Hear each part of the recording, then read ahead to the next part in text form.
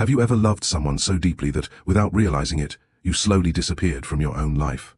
Have you ever looked in the mirror one morning and realized you no longer recognized the person staring back at you, not because you had changed physically, but because you had spent years becoming everything everyone else needed while forgetting who you were? Tonight's story isn't just about a billionaire. It isn't just about a marriage. And it certainly isn't about revenge. It's about something far more valuable. It's about dignity. Because sometimes the greatest heartbreak isn't being cheated on. It isn't being abandoned. It isn't even hearing the words, "I don't love you anymore." Sometimes the deepest wound comes from realizing the person you sacrificed everything for has quietly started treating you like someone who no longer matters. And when that happens, you have a choice. Fight to be seen, or quietly choose yourself. Today's story is inspired by thousands of real-life experiences shared by people who discovered that love without respect eventually becomes emotional loneliness. Relationship counselors, psychologists, and marriage experts have spent decades reaching a similar conclusion. Healthy relationships are not sustained by wealth, grand romantic gestures, or endless sacrifice. They endure through mutual respect, honest communication, and consistent appreciation. The woman you're about to meet learns those truths the hardest way possible.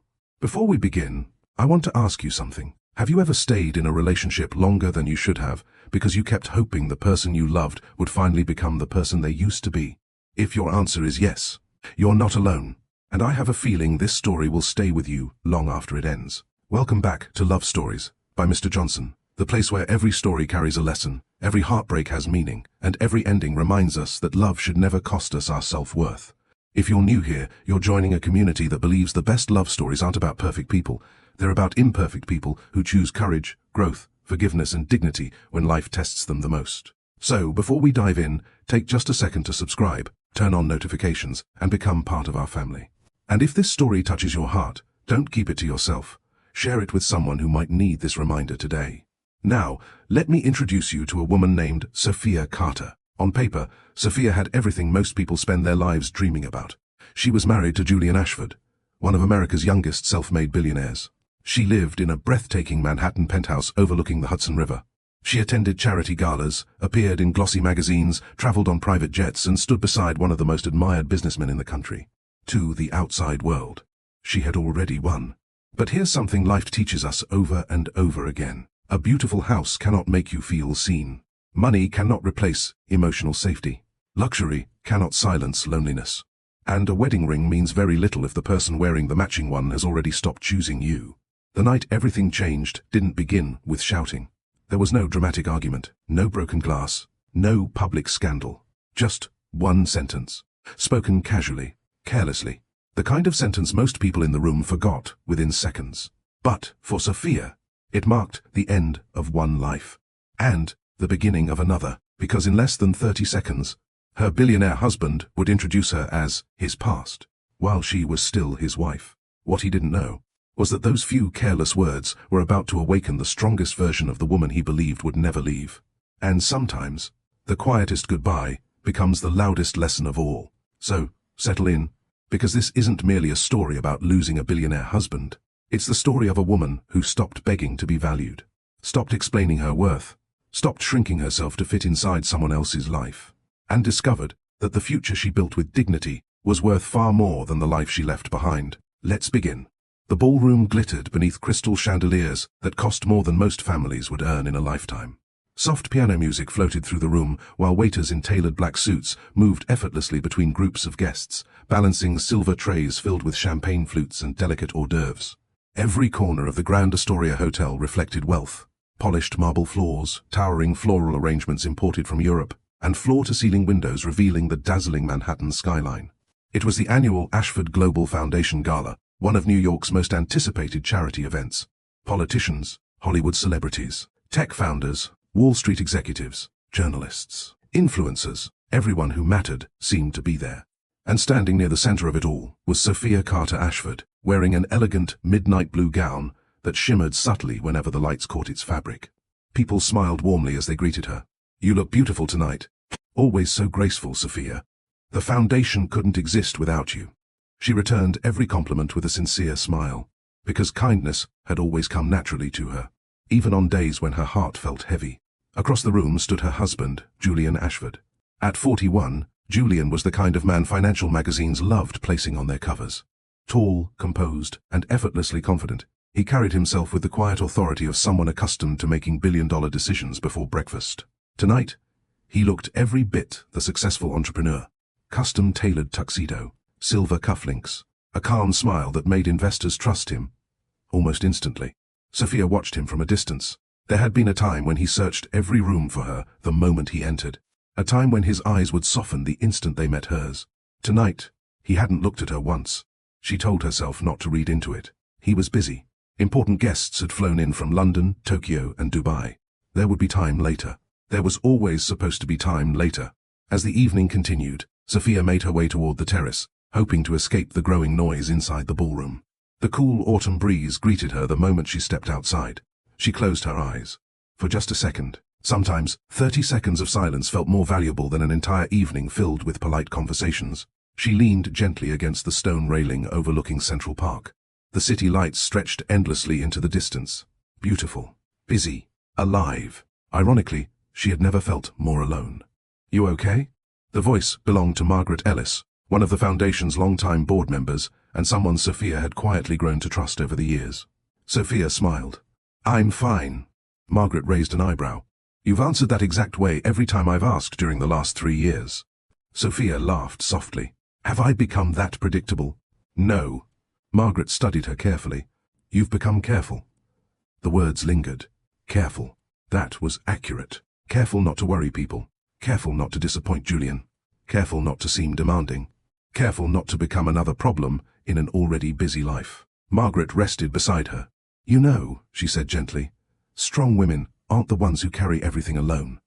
Sophia remained quiet. "They're the ones who know when something has become too heavy."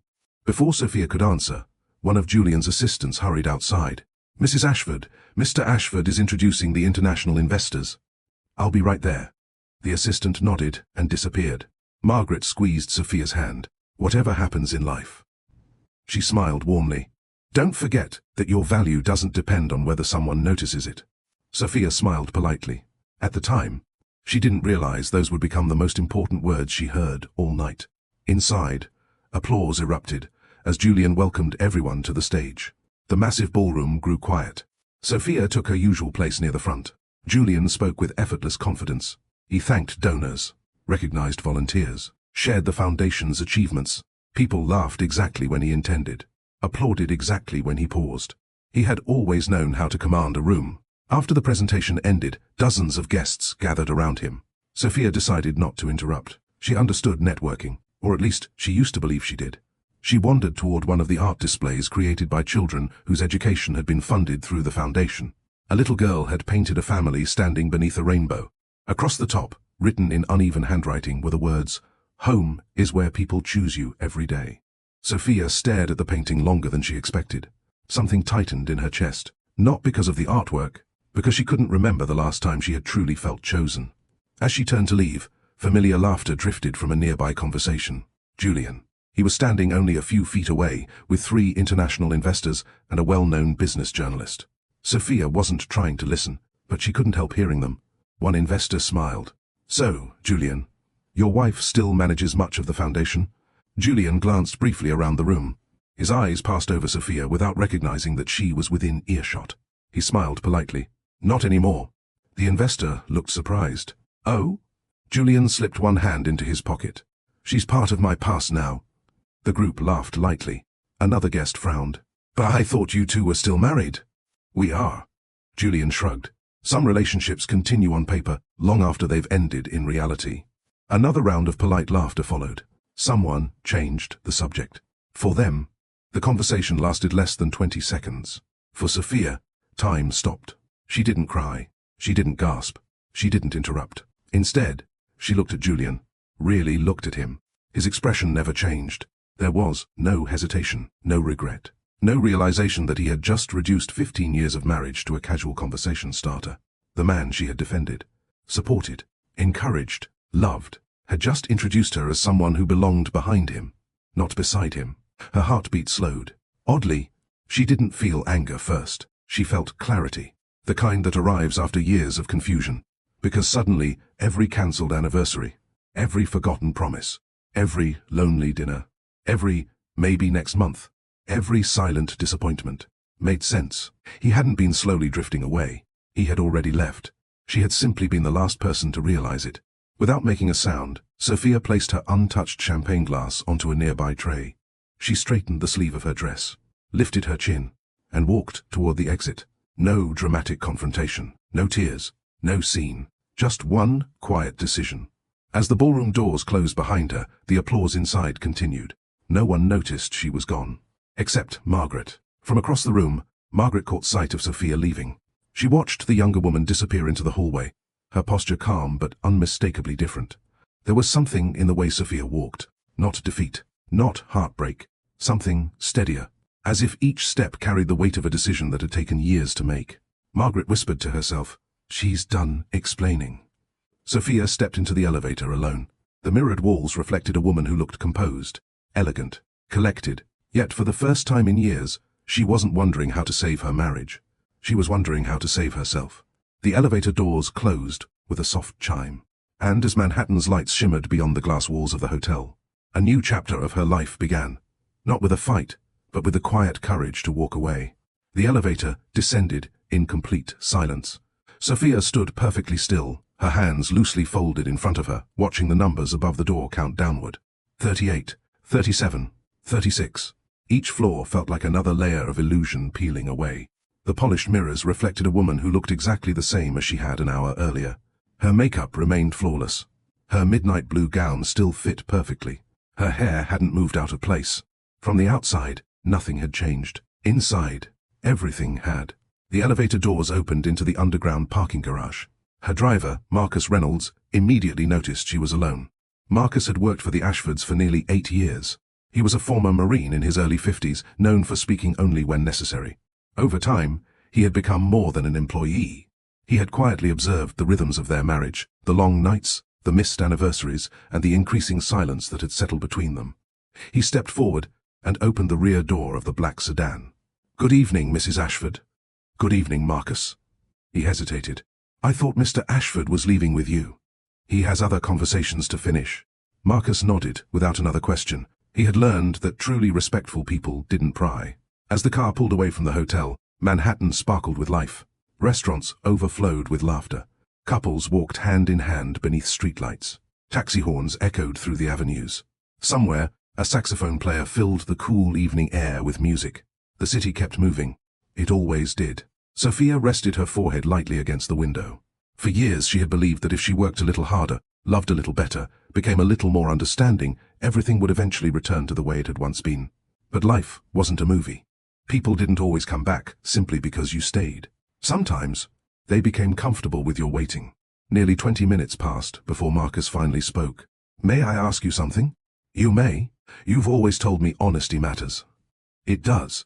So, I'll risk asking." Sophia turned toward him. "When was the last time someone asked how you were and waited for the real answer?" The question caught her off guard. She thought about it. Days, weeks, months. She couldn't remember. Finally, she smiled sadly. "I honestly don't know." Marcus nodded, as though that answer confirmed something he'd suspected for years. "My wife used to tell our daughters something." Sophia listened quietly. She'd say, "The people who truly love you won't only notice when you're smiling, they'll notice when you're pretending to smile." The words settled heavily in the car. Marcus wasn't criticizing Julian. He wasn't offering advice. He was simply sharing wisdom. And somehow, that made it more powerful. The penthouse overlooked the Hudson River. Floor-to-ceiling windows framed the glittering skyline. The apartment had once felt magical. Tonight, it felt enormous, empty. Sophia thanked Marcus before stepping inside. The silence greeted her first. No music, no television, no laughter, just the faint hum of the city outside. She slipped off her heels and walked slowly across the polished hardwood floors. Every room held a memory. The dining table where Julian had once cooked breakfast just because she'd mentioned craving pancakes. The grand piano he had surprised her with after learning she played as a child. The bookshelf they had assembled together during their first year of marriage, laughing because neither of them could follow the instructions. Those memories weren't fake. That was the hardest part. He had loved her once. She believed that. Somewhere along the way, life had become louder than love. She walked into their bedroom. The walk-in closet stood open. Julian's tailored suits lined one side with military precision. Her dresses occupied the other. Everything appeared balanced. Their marriage hadn't been. Sophia sat on the edge of the bed. Her eyes drifted to her left hand. The diamond on her wedding ring caught the soft bedside light. For 15 years, she had worn it every single day. It had become part of her identity, not because of its value, because of what it represented. A promise, a partnership, a future. She slowly slipped the ring from her finger. No dramatic music, no tears, no throwing it across the room. She simply placed it inside the velvet ring box on her nightstand. Then she whispered words no one else would ever hear. I kept my promises. Not as an accusation, as a reminder to herself. She had shown up. She had loved, honestly. She had tried. Sometimes, healing begins the moment we stop rewriting history to blame ourselves for another person's choices. Sleep didn't come easily. Instead, Sophia wandered into the study. A shelf near the window held dozens of photo albums. She hadn't opened them in years. She selected the oldest one. The cover read, Ashford Family, Year 1. She smiled despite herself. The first picture showed Julian standing outside a tiny coffee shop in Boston. He looked younger, less polished. His tie was crooked. He was laughing at something she had said. She remembered that day perfectly. He had spilled coffee on his own presentation before an important investor meeting. Instead of panicking, he had looked at her and said, I guess this is the universe reminding me not to take myself so seriously. She had laughed until she cried. Back then, everything felt possible. She turned another page. There they were, hiking in Colorado, cooking together in their first apartment, painting walls, building furniture, sleeping on an air mattress because their bed hadn't arrived yet. They hadn't needed luxury. They had enjoyed each other's company. Sophia gently traced one photograph with her fingertips. What happened to us? The room, of course, offered no answer. At 2 o'clock in the morning, her phone buzzed. Julian, still at the gala. Investors want to continue discussions. Don't wait up. She stared at the message. No mention of what he had said. No apology. No explanation. No. Are you okay? She typed several words. Deleted them. Typed again. Deleted them. Finally, she locked her phone without replying. For the first time in years, she realized something surprising. Silence wasn't always avoidance. Sometimes, silence was a boundary. She didn't owe an immediate response simply because someone expected one. The next morning, sunlight poured through the windows. Sophia woke after only a few hours of sleep. She made herself coffee, not because she wanted it, because routines helped when emotions felt uncertain. As she stood in the kitchen, she noticed something she'd ignored for years. A framed quote hanging near the breakfast nook. Julian had bought it during one of their first vacations. It read, Success means nothing if you have no one to share it with. Sophia smiled faintly. How ironic. Success had eventually become the very thing they stopped sharing. She reached up, removed the frame from the wall, and placed it carefully in a storage box. Not out of bitterness, out of acceptance. Some chapters deserved to be remembered. They didn't deserve to keep defining the present. She walked toward the window overlooking the river. Boats drifted peacefully across the water. The city was waking up. So was she. For the first time in years, she asked herself a question she had almost forgotten how to ask. What do I want? The answer didn't come immediately. And that was okay, because after years of living for everyone else, learning to hear her own voice again would take time. But one thing had become unmistakably clear. She would never again measure her worth by someone else's ability or inability to recognize it. That quiet decision, made alone in a sunlit kitchen overlooking Manhattan, would become the foundation of everything she built next. Before we continue, I want to hear from you. If you were in Sophia's position, what would you have done? Would you have confronted Julian right there at the gala? Or would you have walked away in silence, like she did? Share your thoughts in the comments below. I read as many of them as I can, and your perspective might encourage someone else who's going through something similar. And if you're enjoying this story so far, please take a second to like this video, subscribe to Love Stories by Mr. Johnson, and turn on the notification bell so you never miss our next emotional journey. Your support helps us bring more meaningful stories filled with powerful life lessons to this community. Now, let's continue and discover what Sophia does next as she begins rebuilding a life founded on dignity, self-respect, and hope. 3 days after leaving the gala, Sophia Carter stood in front of the wide windows of the penthouse with a steaming mug of coffee in her hands. The city below moved with its usual rhythm. People hurried to work. Yellow taxis weaved through traffic. Joggers crossed the park. Delivery trucks stopped at every corner. Life hadn't paused because her marriage had cracked open. She found something strangely comforting about that. Pain always felt personal, but the world quietly reminded us that life kept moving, and eventually, we had to move with it. Her phone buzzed. Not Julian. It was Claire Bennett. her closest friend since college. Claire, I'm downstairs. Open the door before I let myself in with the emergency key you gave me 10 years ago. For the first time in days, Sophia smiled. 30 seconds later, Claire walked in carrying 2 paper bags and an oversized coffee tray. I brought breakfast. You always bring enough food for an entire neighborhood. Claire shrugged. Heartbreak burns calories. Sophia laughed despite herself. You assume I'm heartbroken. Claire placed the bags on the kitchen island. No. She looked directly at Sophia. I think you're exhausted. There was a difference. Heartbreak could heal. Exhaustion settled much deeper. Claire unpacked fresh bagels, fruit, scrambled eggs, and 2 cinnamon rolls. I also brought your favorite. Sophia raised an eyebrow. The cinnamon rolls? No. Claire slid a folder across the counter. A list of every non-profit organization in New York looking for executive consultants. Sophia stared at the folder. I didn't ask you to do this. I know. Claire poured coffee into 2 mugs. You also didn't ask me to visit. Silence settled between them. Claire finally spoke. So, yes? Are you leaving him? Sophia looked down at her untouched coffee. I don't know. Claire nodded slowly. I wasn't asking because I wanted gossip. I know. I was asking because you've spent 15 years making decisions based on what Julian needed. She paused. I'm wondering if this will be the first decision you make for yourself. Sophia didn't answer, because she didn't know. Later that afternoon, Julian finally came home. The front door opened quietly. His footsteps echoed through the penthouse. He loosened his tie as he walked into the living room. Sophia? She was sitting near the fireplace reading a book. Not pretending. Actually reading. She looked up calmly. Hi. Julian frowned slightly. No kiss? You came home. I did. You look tired. I am. He waited. Normally, she would have stood, taken his briefcase, asked about his meetings, offered dinner. Today, she simply returned to her book. Julian hesitated. You left early the other night. I did. I looked for you. Sophia slowly closed her book. Did you? He nodded. The investors kept me longer than expected. I noticed. Julian studied her face. She wasn't angry. She wasn't cold. She was simply different. I feel like something's wrong. Sophia almost laughed, not because the comment was funny, because it had taken him years to notice.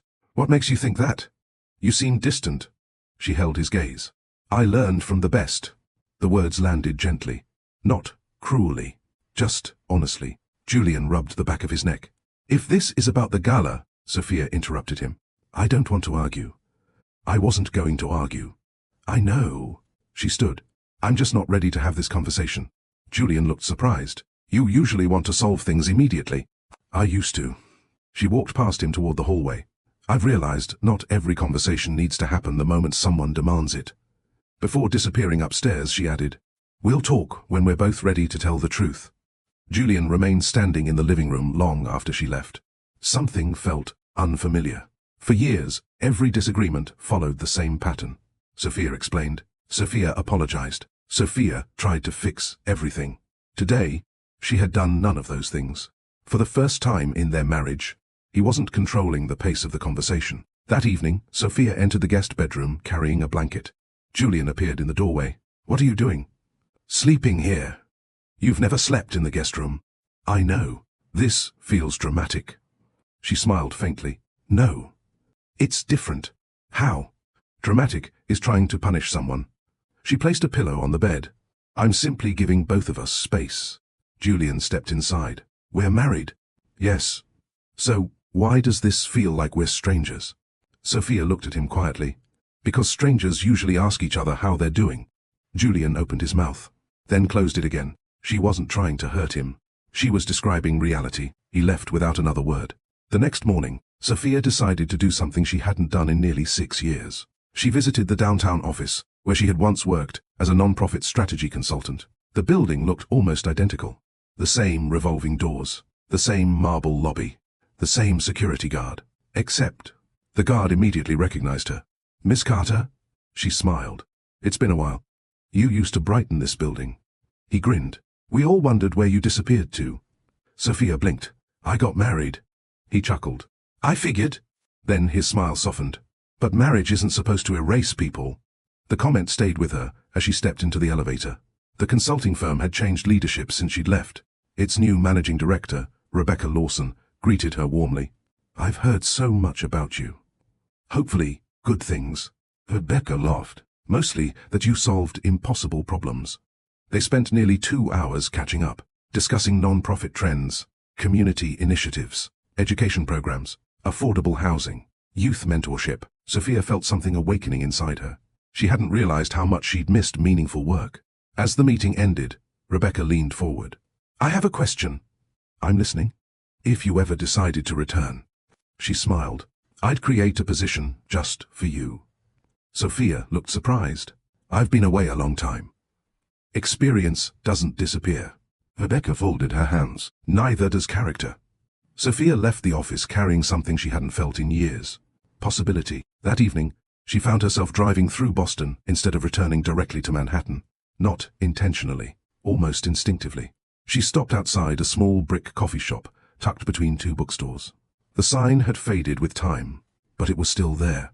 Ashbury Coffee. 15 years earlier. This was where she'd first met Julian Ashford. She walked inside. The familiar scent of roasted coffee beans wrapped around her like an old memory.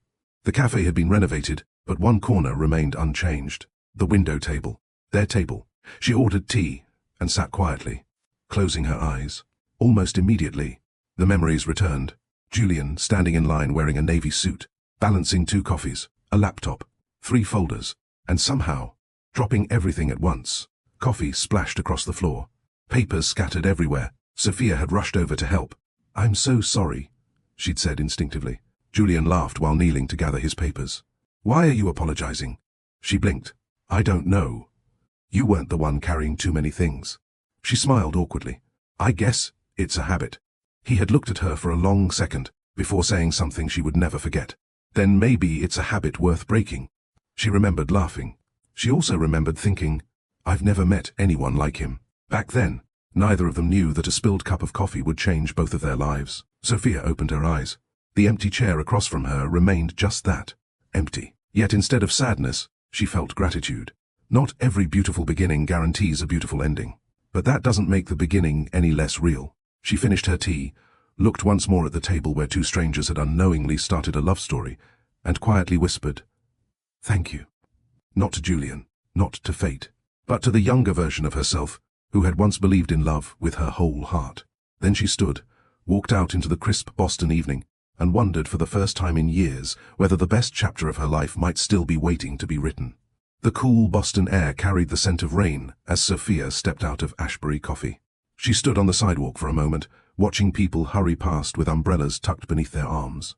15 years. That was how long it had been since one accidental meeting had changed the direction of her life.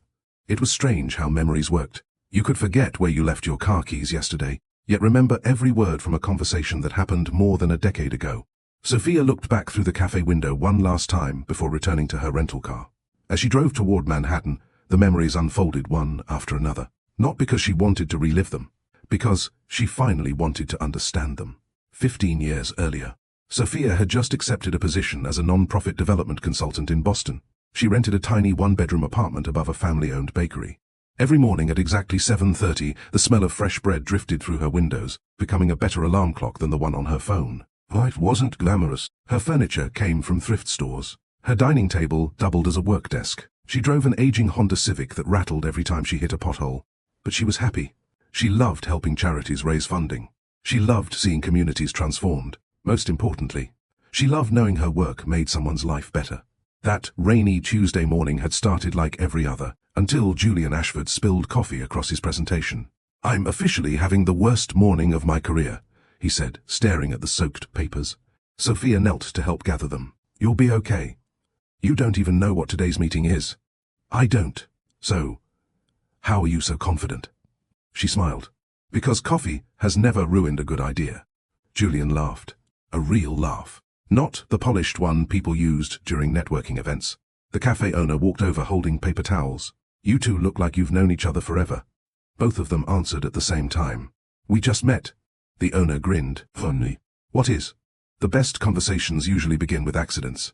Julian insisted on buying her breakfast, as thanks for helping him. Sophia almost declined. She had work to do. Deadlines to meet. Emails waiting. But something about him felt easy. They talked for nearly 2 hours. Books, travel, family, volunteer work, dreams, failures. Neither of them mentioned money. Sophia had no idea he already owned 2 successful technology companies. Julian never volunteered the information. Instead, he asked questions, lots of them. What made you choose non-profit work? My grandmother. What about her?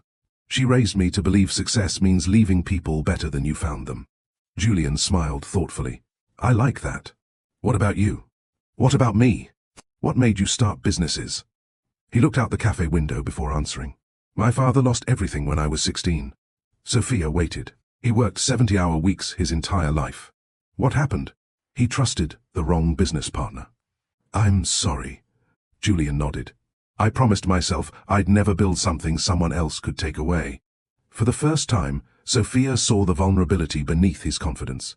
Not insecurity, determination. There was a difference. Their second meeting happened by accident, or so they both claimed. Sophia walked into a neighborhood bookstore the following Saturday. Julian was already there, holding the exact novel she'd been looking for. He looked just as surprised as she was. This city isn't that small. I know. So why do I keep running into you? Sophia laughed. Maybe you follow people who rescue your presentations. I was hoping you'd say destiny. She rolled her eyes playfully. That's a terrible line. It worked. It absolutely didn't. He held up the book. What if I let you borrow this? I can buy my own. I know. He smiled. But then, I'd have no excuse to see you again. Sophia shook her head, smiling despite herself. You planned that. I absolutely did.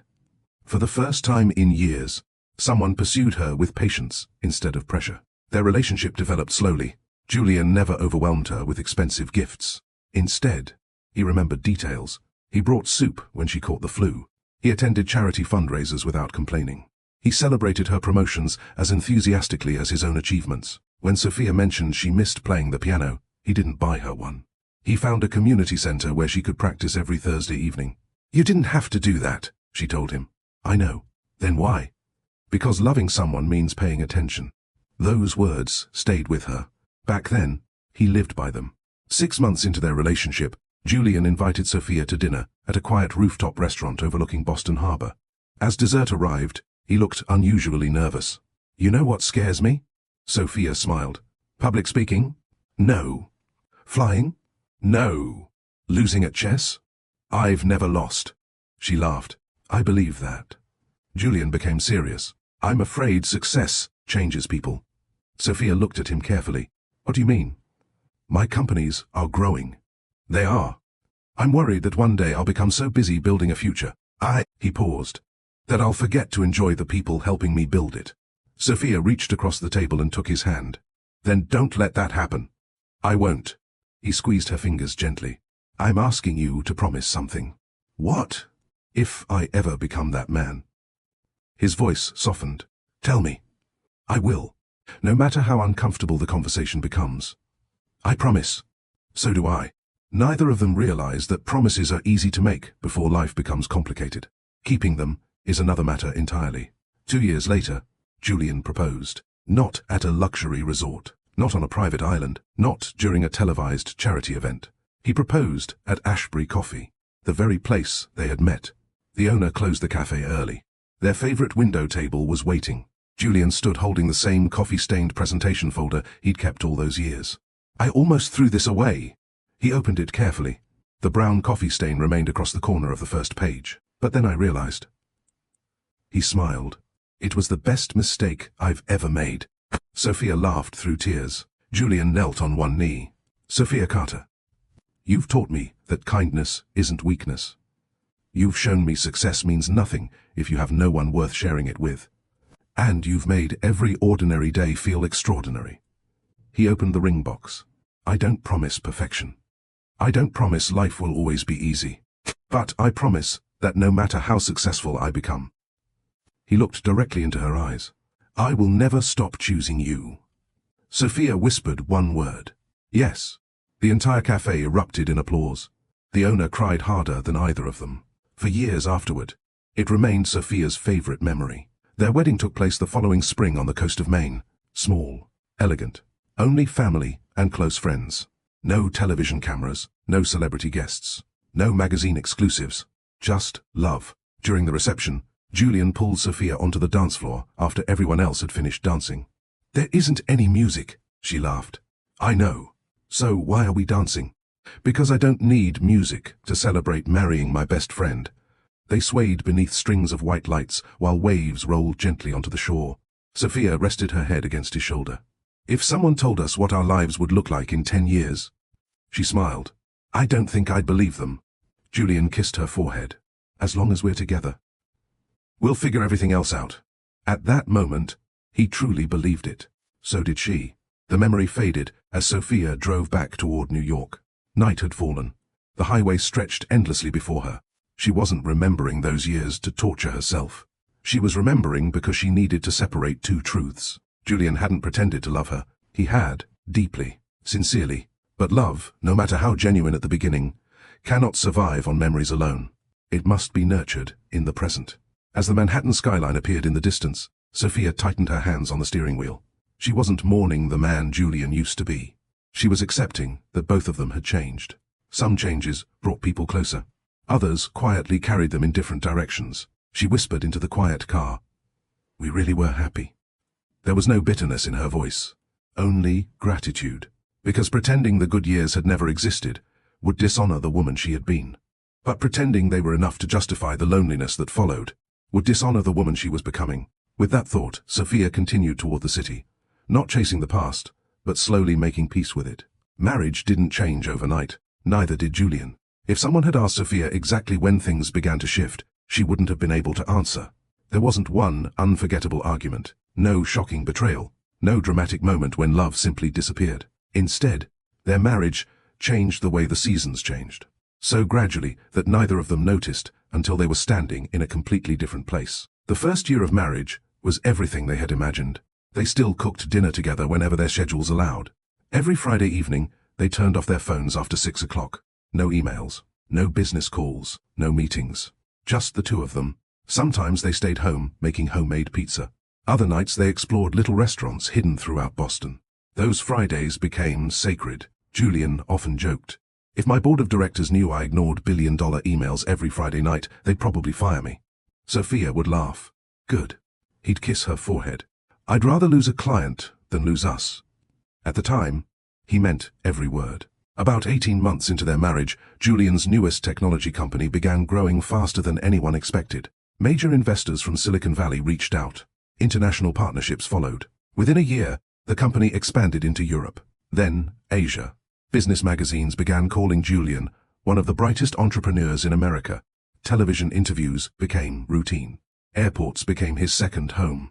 At first, Sophia was genuinely proud.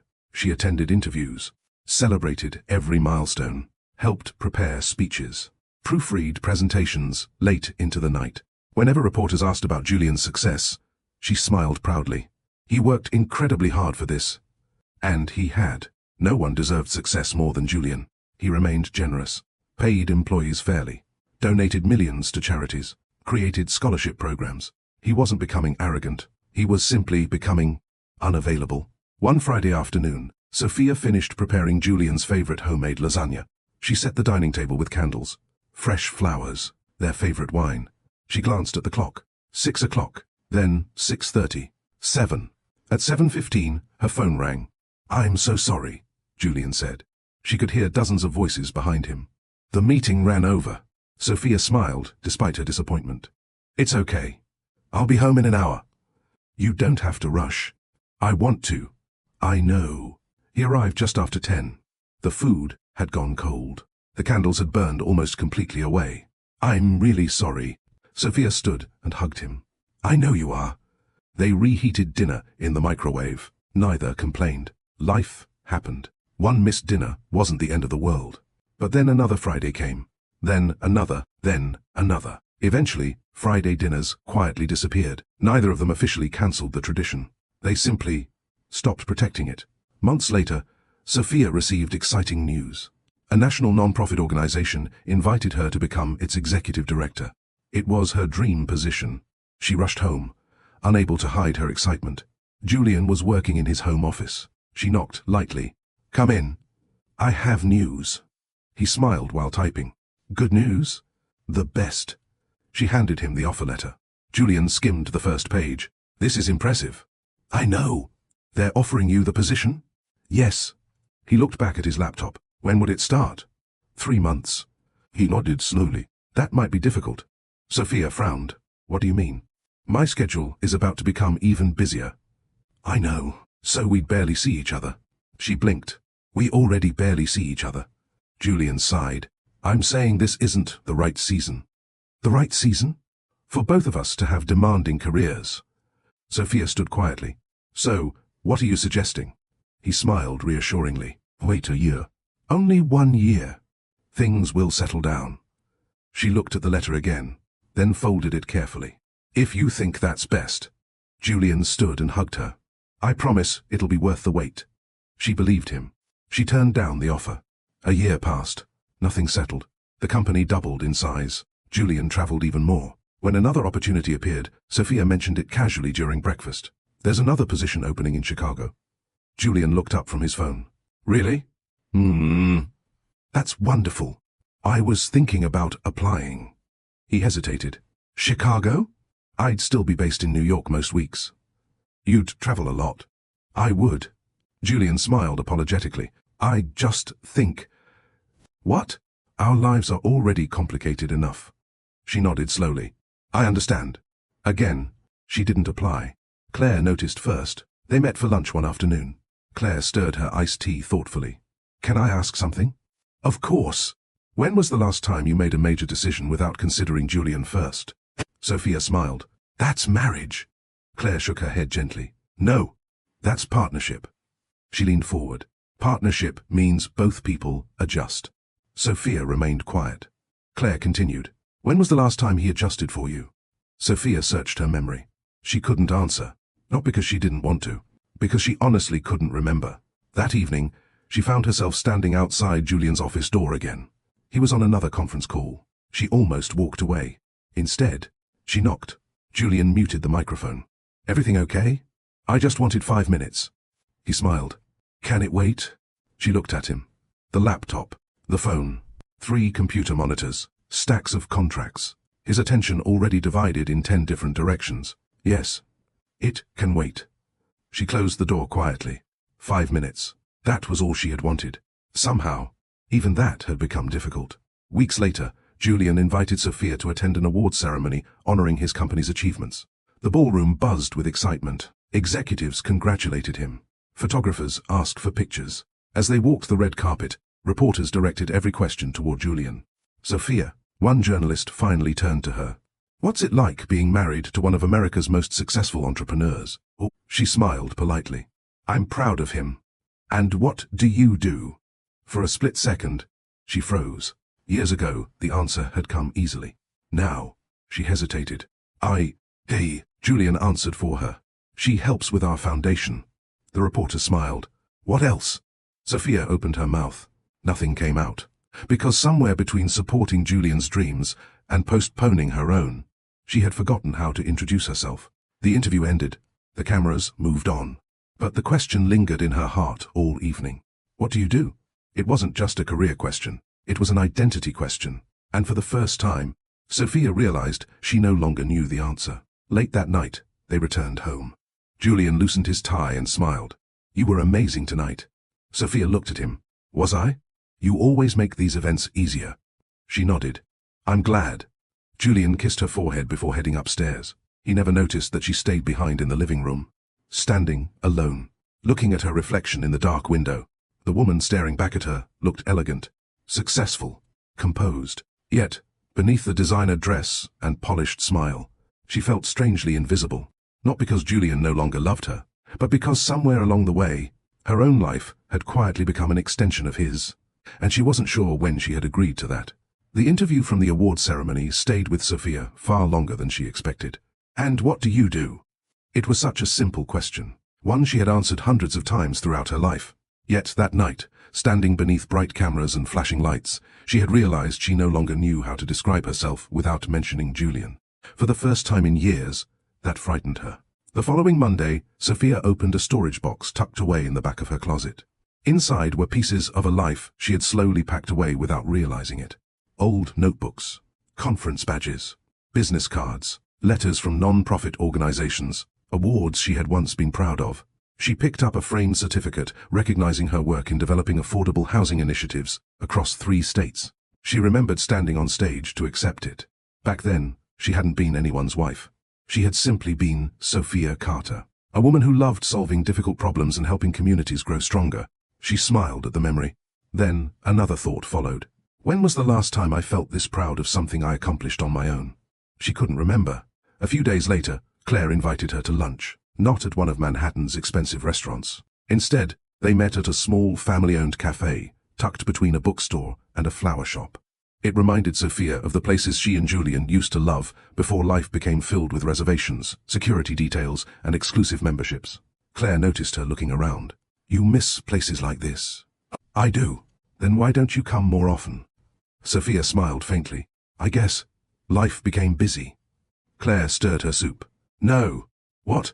You became busy helping someone else's life stay organized. Sophia sighed. You're making it sound worse than it is. I'm making it sound exactly how it looks. Claire wasn't judgmental. She rarely was. She simply had a gift for saying uncomfortable truths without raising her voice. I have a question, Claire continued. Okay. If Julian suddenly decided to retire tomorrow? Sophia looked puzzled. Then what? Who would you be? Sophia laughed nervously. I'd still be his wife. Claire shook her head. I didn't ask who you'd belong to. She leaned forward. I asked who you'd be. The distinction settled heavily between them. That evening, Sophia decided to cook dinner again. Not because she expected Julian to come home early, because cooking had always brought her peace. She prepared grilled salmon, roasted vegetables, and lemon rice. At 6:30, she set 2 plates on the dining table. At 7, she lit 2 candles. At 7:45, her phone rang. Julian. I'm so sorry. She smiled to herself. She already knew the conversation. Meeting? Yes. Running late? I'm afraid so. Should I keep dinner warm? There was a pause. No. I'll probably eat at the office. Sophia looked at the table. I understand. I'm really sorry. I know. After hanging up, she carried 1 plate back to the kitchen. Then she stopped. For years, she would have wrapped Julian's dinner carefully and placed it in the refrigerator with a handwritten note. Tonight, she simply packed away the leftovers. No note, no disappointment, just acceptance. She sat alone and enjoyed her meal. Halfway through dinner, she realized something surprising. Eating alone wasn't what hurt. Feeling forgotten did. Weeks passed. Julian's company announced its largest international merger. The news dominated financial headlines. Television crews camped outside corporate headquarters. Everyone celebrated, except Julian. Sophia noticed something changing in him. He smiled less, laughed less, slept less. One evening, she found him sitting alone on the balcony overlooking the city. His laptop sat closed beside him. That almost never happened. She carried 2 mugs of tea outside. I thought you might need this. He accepted one gratefully. Thanks. They sat in silence for several minutes. Finally, Sophia asked, Are you happy? Julian looked surprised. Of course. Are you? He stared out across the skyline. I should be. That's not what I asked. Another long pause. I'm tired. She nodded. I know. I keep thinking, once we finish this expansion. He smiled weakly. Everything will slow down. Sophia had heard those words before. Different projects, different years, same promise. Instead of arguing, she simply asked, And if it doesn't? Julian didn't answer, because he didn't know. The next weekend, Julian's younger sister, Emily Ashford, visited unexpectedly.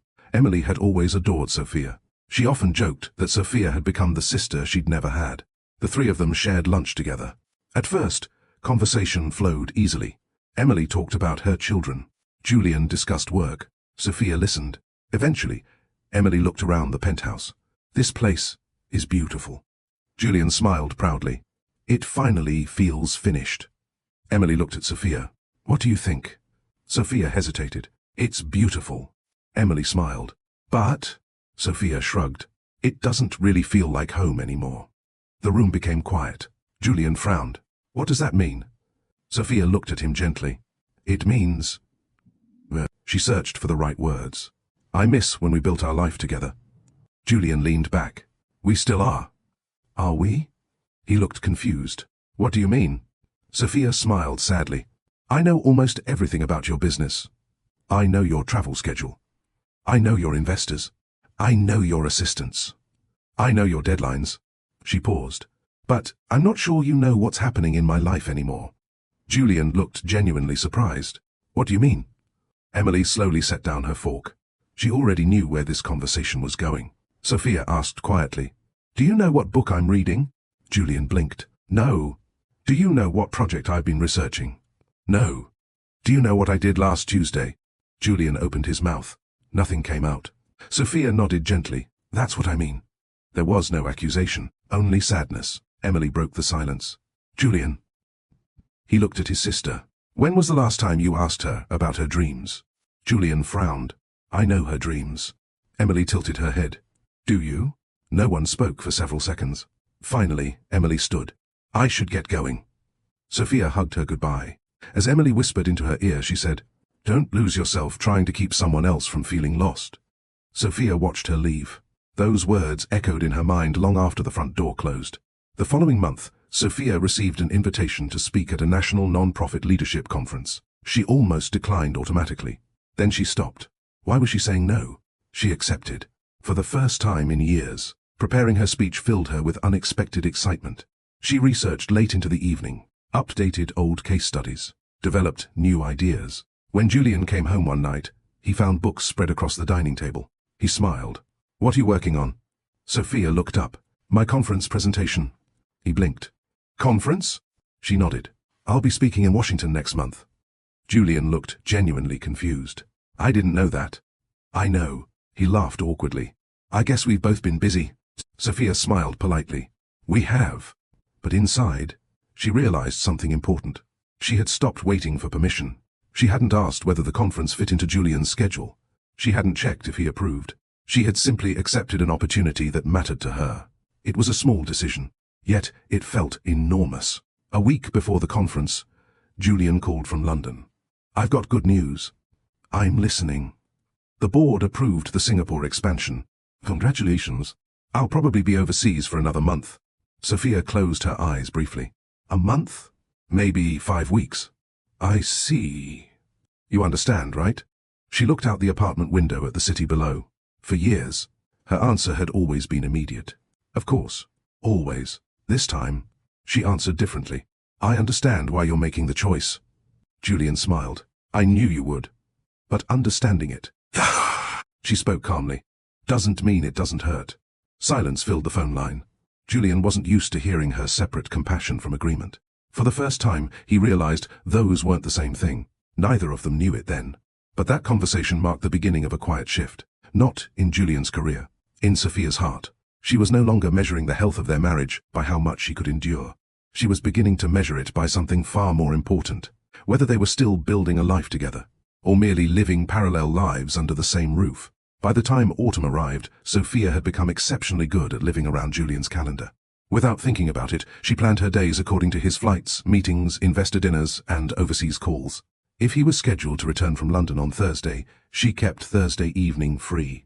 If he had a board meeting on Monday morning, she made sure breakfast was ready before sunrise. If he had to leave for the airport at 5, she woke at 4:30. She never considered it a sacrifice. She simply believed that was what supportive spouses did. What she didn't realize was that support had slowly become surrender. Sophia's conference in Washington was a success. The audience applauded for nearly a minute after her presentation. Leaders from non-profit organizations approached her afterward. Several introduced themselves. One woman, Dr. Linda Matthews, directed one of the country's largest education foundations.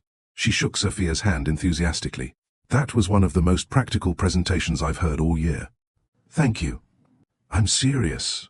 Dr. Matthews handed her a business card. "We're opening a new national strategy division."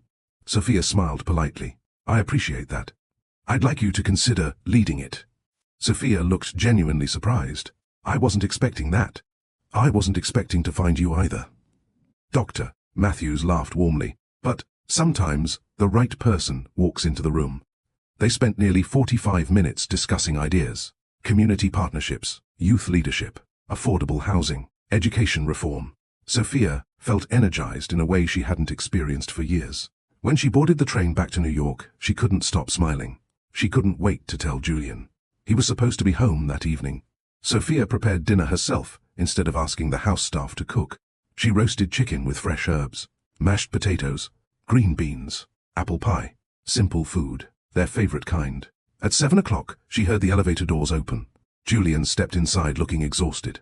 His suit jacket rested over one shoulder. His phone remained pressed against his ear. Yes? I understand. No, move the meeting to Wednesday. He noticed Sophia and smiled briefly before pointing toward the phone. 1 minute. She nodded. 25 minutes later, he finally ended the call. I'm sorry. It's okay. You made dinner? I did.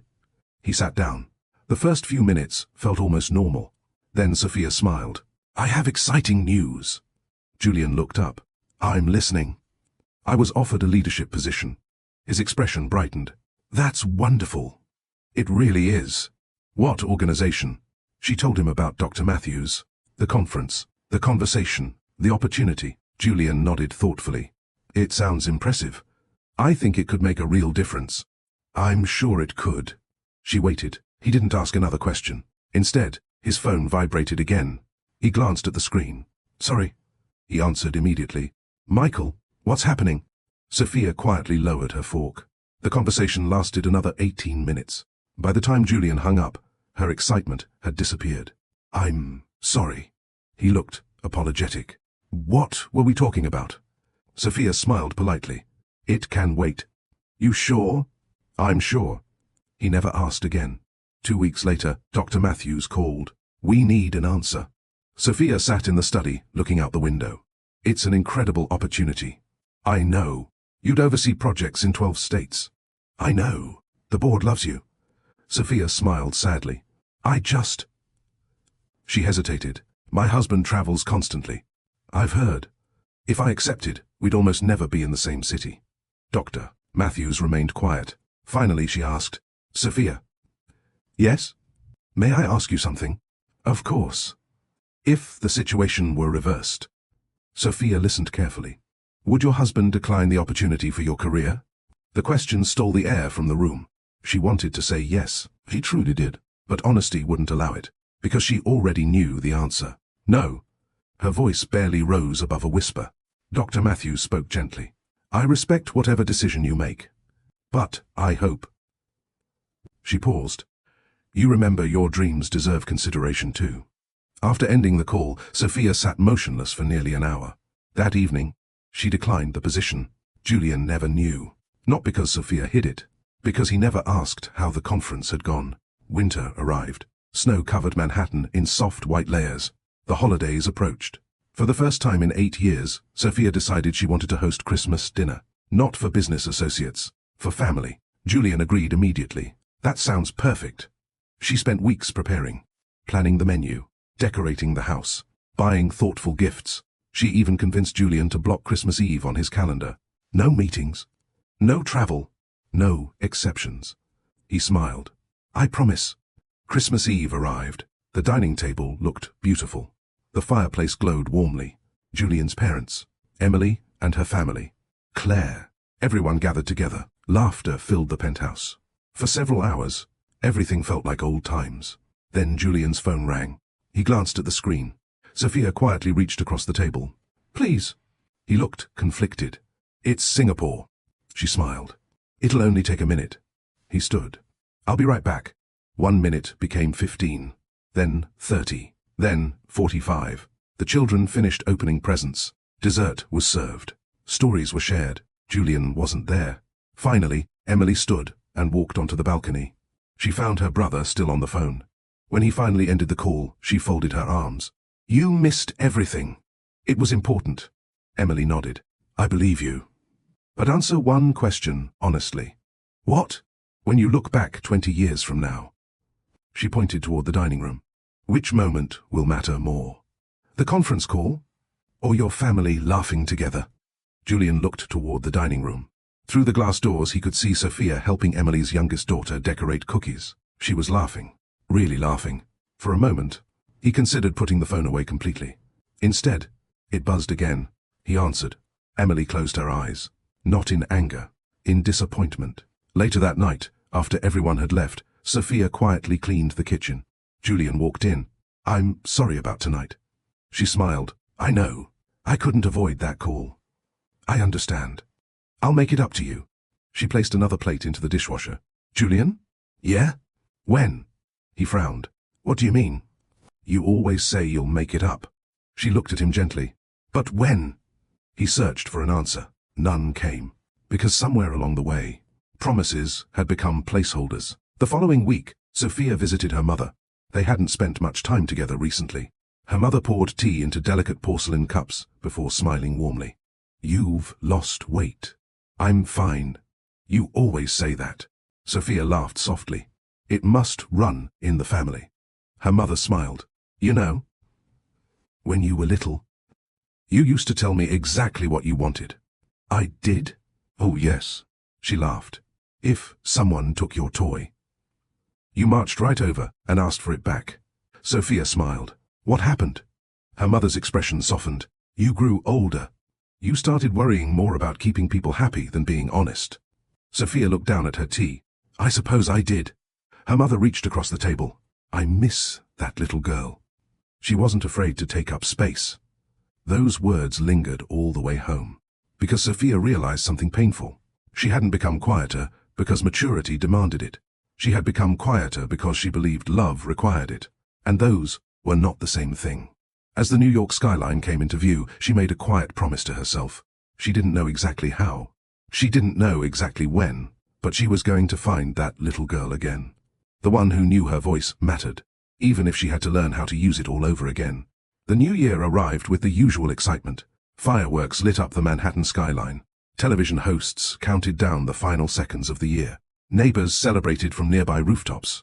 Champagne corks echoed through the city. Inside the Ashford penthouse, the television played quietly in the background. Sophia stood alone on the balcony, wrapped in a wool coat as snow drifted gently through the night air. She wasn't making resolutions. She had stopped believing life changed simply because the calendar did. Still, as midnight arrived, she whispered something to herself. This year, I won't disappear any further. It wasn't a dramatic promise. It was a quiet one. Sometimes, those were the promises that lasted the longest. Julian didn't come home until nearly 2 in the morning. The Singapore negotiations had finally concluded. He entered the apartment carrying his overnight bag, surprised to find Sophia still awake. You waited for me? She closed the book she'd been reading. I wasn't sleepy. He kissed the top of her head. Happy New Year. Happy New Year. He smiled. I've been thinking. About what? We should take a vacation. Sophia looked at him with quiet curiosity. A vacation? Somewhere warm. No meetings. No investors. Just us. She smiled. I'd like that. He pulled out his phone almost instinctively. I'm free during the 2nd week of April. Sophia laughed softly. You don't have to schedule it tonight. I'll forget. He opened his calendar. I'm serious. She watched him scroll through months of appointments. Color-coded meetings, international flights, board reviews, investor summits, speaking engagements. Finally he sighed. Actually. What? April won't work. She waited. Neither will May. He kept scrolling. June is impossible. Another pause. What about August? Sophia looked away toward the snow-covered skyline. Julian. Yeah? Let's talk about it another time. He nodded, relieved. Neither of them mentioned the vacation again. Several weeks later, Sophia attended a fundraising breakfast hosted by one of the city's largest children's charities. She almost declined the invitation. Then she remembered the promise she'd made to herself on New Year's Eve. So, she went. After the event, several attendees gathered near the entrance, exchanging business cards and discussing future collaborations. An older gentleman approached her with a warm smile. This is Ashford. She turned. Yes? My name is Daniel Whitmore. He extended his hand. I've admired your work for years. Sophia smiled politely. Thank you. I've followed your non-profit initiatives since Boston. She looked surprised. You remember those? I remember good work. Daniel laughed gently. You know, I always wondered why you disappeared. I didn't disappear. He tilted his head kindly. Maybe not physically, but professionally. His words weren't meant to criticize, only to observe. He continued. There was a time people spoke about Sophia Carter as one of the brightest non-profit strategists in the country. He smiled warmly. I'd love to hear them say that again. Before she could answer, another guest called his name. Daniel excused himself. But his words remained with her long after he left. That evening, Sophia found herself searching through old emails. One message caught her attention. It had been sent nearly 4 years earlier. The subject line read, Leadership, Fellowship Invitation. She had completely forgotten about it. The organization had invited her to spend 6 months developing international community programs. All expenses paid. Global impact. Career-defining opportunity. She remembered receiving the invitation. She also remembered deleting it after Julian mentioned an important acquisition that would require him to travel constantly. She had never even replied. Sophia leaned back in her chair. How many opportunities had quietly slipped away while she convinced herself there would always be another time? She stopped counting. The answer frightened her. A few days later, Claire convinced Sophia to join her for an afternoon walk through Central Park. The trees were still bare from winter, but the first hints of spring had begun to appear. Children laughed near the ice skating rink. Street musicians played soft jazz beneath the bridges. The city felt hopeful. Claire handed Sophia a hot chocolate. So, I heard about the children's charity breakfast. Sophia smiled. News travels fast. I have sources. You have gossip. I have excellent gossip. They laughed together. Then Claire became serious. Can I tell you something without you getting defensive? Sophia sighed dramatically. I suppose. I don't think you're afraid of starting over. Sophia looked puzzled. I'm not? No. Claire shook her head. I think you're afraid of disappointing the version of yourself that believed your marriage would last forever. Sophia didn't respond immediately, because Claire had touched something painfully true. She had spent years protecting not only her marriage, but also the dream she'd built around it. Walking away felt like admitting that dream had died. Claire gently nudged her shoulder. Dreams change. People change. That doesn't mean you failed. Sophia looked across the frozen lake. I don't know who I am without this marriage. Claire smiled. I don't believe that. You don't? No. I think you've simply forgotten. Later that week, Julian invited Sophia to accompany him to another corporate event. She accepted, not because she wanted to, because she hoped spending time together might help. The ballroom overlooked the Hudson River. Everything looked elegant. Crystal chandeliers, soft violin music, perfectly dressed guests. It reminded Sophia of countless evenings she'd spent smiling beside Julian. At first, everything went smoothly. Then the introductions began. Executives moved from group to group. Investors shook hands. Journalists asked questions. Julian remained the center of attention. Sophia stood beside him quietly. Eventually, an older investor smiled at Julian. And this lovely lady is? Before Julian could answer, Sophia extended her hand herself. I'm Sophia Carter. The investor smiled. A pleasure. What do you do, Sophia? Months earlier, that question had left her speechless. This time, she smiled with confidence. I'm a non-profit strategist, specializing in community development and educational initiatives. The investor's eyes brightened. Really? My foundation has been looking for someone with exactly that background. For the next 15 minutes, the conversation revolved entirely around Sophia's work. Julian stood quietly beside her, watching, listening. He realized something uncomfortable. People weren't speaking to Sophia because she was his wife. They were speaking to her because she was exceptionally talented. Somehow, he had forgotten that. As they drove home later that evening, Julian broke the silence. I didn't realize you still kept up with non-profit policy. Sophia looked out the window. I never stopped. You never mentioned it. She turned toward him. I tried. The words were calm, but they landed harder than any accusation. Julian replayed dozens of conversations in his mind. Moments when she had started sharing something. Moments when his phone rang. Moments when he had promised to listen later. Later had become years. He gripped the steering wheel a little tighter. I'm sorry. Sophia nodded politely. I know. Those 2 words had become the safest place for both of them. He apologized. She accepted. Nothing changed. The following Friday, Julian surprised Sophia. He arrived home before 6. No phone in his hand. No assistant following behind him. He carried a bouquet of white lilies, her favorite flowers. I cancelled dinner with the board. Sophia looked genuinely surprised. You did? I thought we could cook together. For a brief moment, she saw the man she had fallen in love with. The man who once believed Friday nights were sacred. She smiled. I'd like that. They spent the evening chopping vegetables, laughing over a sauce Julian accidentally made too spicy, and listening to an old jazz playlist they hadn't played in years. It felt familiar, comfortable, hopeful. As they sat down to eat, Julian reached across the table and took her hand. I've missed this. Sophia looked at him quietly. So have I. At that exact moment, his phone began vibrating on the kitchen counter. The screen lit up. Urgent, board chairman. Julian stared at it. The phone continued buzzing. Again and again. Sophia didn't say a word. She simply watched. This wasn't about one phone call anymore.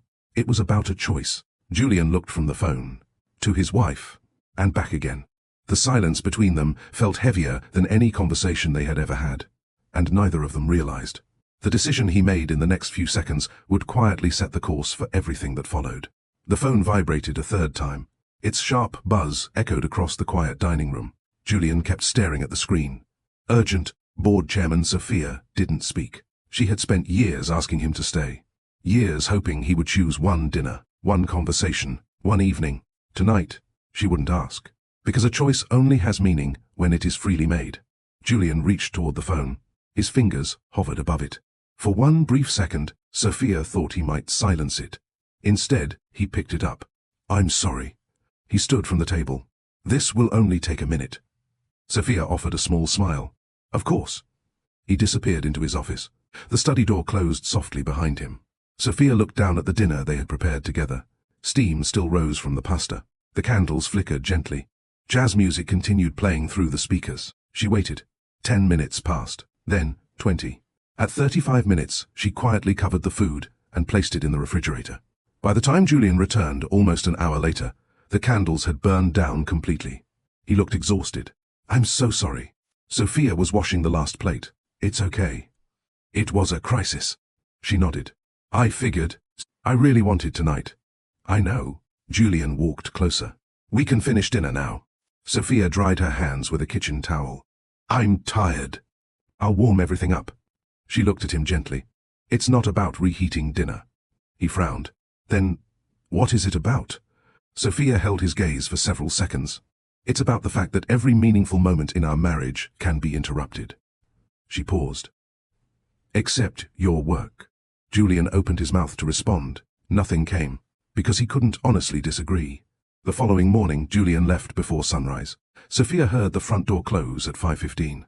She didn't get out of bed. For years, she would have walked him to the elevator, handed him coffee, reminded him to eat breakfast. This morning, she simply whispered, drive safely, to an empty room. Later that day, Sophia met Claire for coffee. Claire immediately noticed something different. You've stopped chasing him. Sophia stirred her tea. I've stopped chasing conversations. Claire smiled. That's healthier. I don't know. It feels strange. Claire nodded. Of course it does. When you've spent years believing love means constantly reaching towards someone. She shrugged. Standing still feels unnatural. Sophia looked out the cafe window. I keep wondering if I'm giving up. Claire shook her head. No. You're giving him the opportunity to meet you halfway. And if he doesn't? Claire smiled sadly. Then you'll finally have your answer. That afternoon, Sophia received another unexpected phone call. It was Rebecca Lawson from her former consulting firm. I hope I'm not interrupting. Not at all. I have something you should know. Sophia listened carefully. A large national foundation is restructuring. They're looking for an independent consultant. What kind of work? Community development. Education. Housing. Exactly the areas you specialized in. Sophia felt her pulse quicken. I haven't worked full-time in years. Rebecca laughed softly. Neither has Michael Jordan. Talent doesn't disappear because you stop using it. Sophia smiled. I'll think about it. I hope you do. After hanging up, she found herself standing in front of the window again. For years, opportunities had frightened her, not because she doubted her ability, because she feared they would complicate Julian's life. Now, for the first time, she asked a different question. Would this make my life meaningful? The answer came quickly.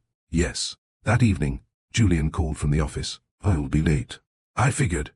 You sound disappointed. I was actually reading. Oh. I didn't interrupt anything important? Sophia smiled faintly. No, you didn't. It wasn't sarcasm. It was simply true. She had begun building a routine that no longer revolved around waiting.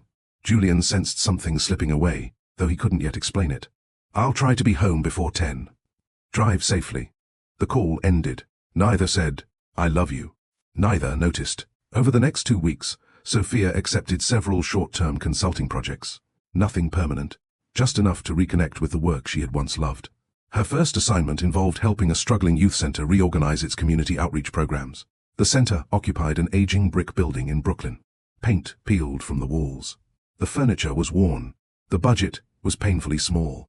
Yet the moment Sophia walked through the doors, she felt something she hadn't experienced in years. Purpose. Children raced through the hallway laughing. Volunteers greeted one another warmly. Teachers stayed late without complaint. Nobody cared that she had once attended Billionaire galas. Nobody asked about private jets. They wanted ideas, solutions, leadership. They wanted Sophia, not Mrs. Ashford, just Sophia. On her third visit, she met the center's director, Samuel Ortiz. Samuel had spent 25 years working with underprivileged teenagers. His office was modest, lined with photographs of former students who had gone on to become teachers, nurses, engineers, and business owners. He noticed Sophia studying the pictures. "They're my greatest success.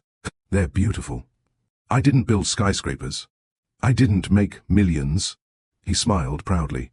But every one of those kids believed they were capable of more because someone believed in them first. Sophia looked around the room. "I've missed places like this." Samuel leaned back in his chair. "You know why?" She shook her head. "Because purpose has a different kind of wealth." Those words stayed with her all day. Meanwhile, Julian's world continued accelerating.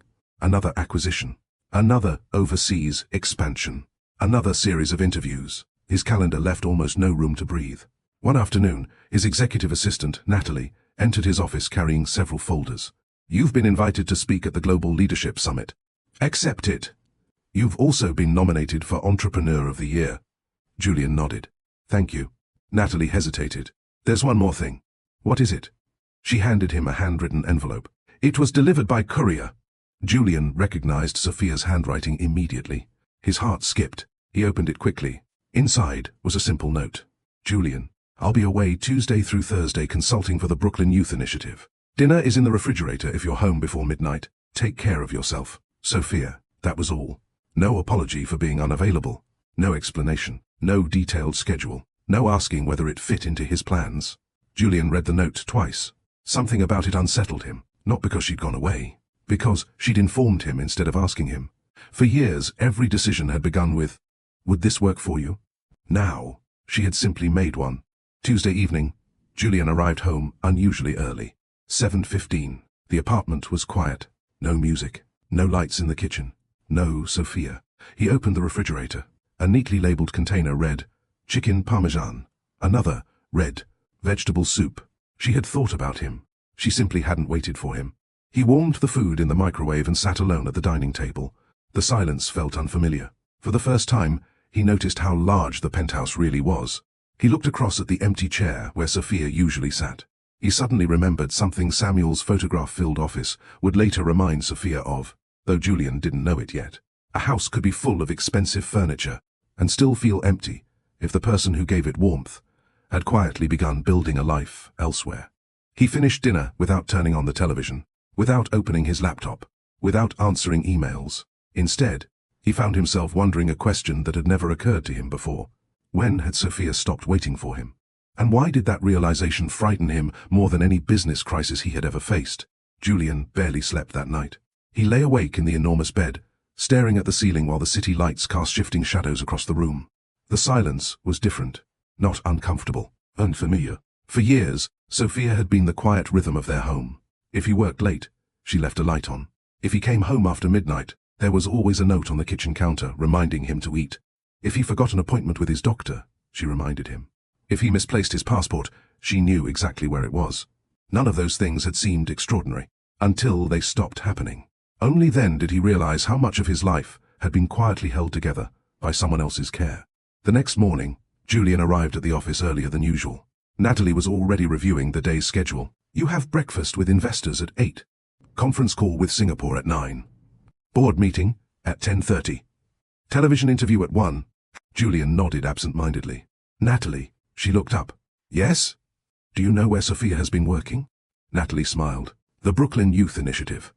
"You know about that?" "Mrs. Ashford mentioned it last week." Julian frowned. "She did? You were on another call." Natalie hesitated before continuing. "She left brochures on your desk." Julian looked toward the corner of his office.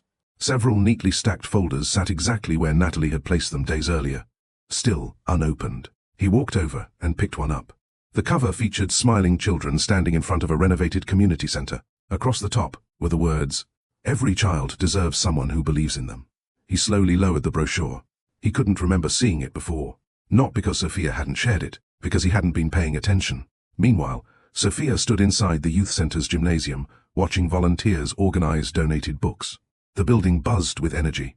Teenagers painted murals along the hallway. Teachers prepared after-school lessons. Parents sorted supplies for the upcoming literacy fair. Samuel approached carrying 2 cups of coffee. "You've changed this place in 3 weeks." Sophia smiled. "The volunteers changed it. You gave them direction." He handed her a cup. "You know, I've worked with a lot of consultants." She laughed. "I hope that's a compliment." "It is. Most people come here looking for problems. You came looking for people." Sophia looked around the room. "I missed this." Samuel nodded knowingly. "I could tell." As they walked through the center, a little girl tugged gently on Sophia's sleeve. She couldn't have been older than 9. "Miss Sophia?" "Yes?" "I drew something." She handed over a folded piece of paper. Inside was a colorful drawing of the community center. Children filled the playground. Flowers surrounded the entrance. In the middle stood a smiling woman with long brown hair. Above her head, written in careful handwriting, were the words, "Thank you for helping us smile again." Sophia felt her throat tighten. She knelt beside the little girl. "What's your name?" "Lily." "Lily. This is beautiful." The little girl smiled proudly. "My grandma says when people help others, they're planting trees they'll never sit under." "Your grandmother sounds very wise." "She is." Lily skipped away to join the other children. Sophia carefully folded the drawing and slipped it into her notebook. No corporate award, no magazine cover, no expensive gift had ever touched her heart the way that simple drawing did. That evening, Samuel invited the staff to dinner at a neighborhood diner. Nothing fancy, just burgers, sandwiches and milkshakes. The volunteers laughed together, teasing one another about paint-covered clothes and failed attempts at assembling bookshelves. Sophia found herself laughing harder than she had in years. No one talked about stock prices. No one checked quarterly reports. No one interrupted conversations to answer international phone calls. People simply enjoyed each other's company. Halfway through dinner, Samuel smiled across the table. "I've been meaning to ask." "What?" "When are you joining us permanently?" "I don't think my life is that simple." "Whose life is?" He shrugged. "You belong here." The comment surprised her. "What makes you say that?" Samuel looked around the table. "Watch them." The volunteers naturally included Sophia in every conversation. The children sought her advice. The teachers trusted her ideas. No one seemed impressed by her last name. They valued her presence. "You stopped introducing yourself as Julian Ashford's wife." Samuel smiled gently. "You started introducing yourself as Sophia." She hadn't even noticed. Back in Manhattan, Julian sat through another board meeting. Executives debated expansion strategies. Financial projections filled the giant screen. Everyone waited for Julian's opinion. Normally, he would have been fully engaged. Today, his thoughts kept drifting elsewhere. One executive finally cleared his throat. "Julian?" He looked up. "I'm sorry. You were saying?" The room exchanged puzzled glances. After the meeting, his longtime business partner, David Monroe, caught up with him. "You okay?" "I'm fine." David laughed. "You've said, 'I'm fine' 4 times today." Julian looked surprised. "I have? What's going on?" Julian hesitated. "I think—" He struggled to find the words. "I think I've been missing something important." David folded his arms. "Business?" Julian shook his head. "My marriage." David became serious. "Tell me." For nearly an hour, Julian spoke more honestly than he had in years.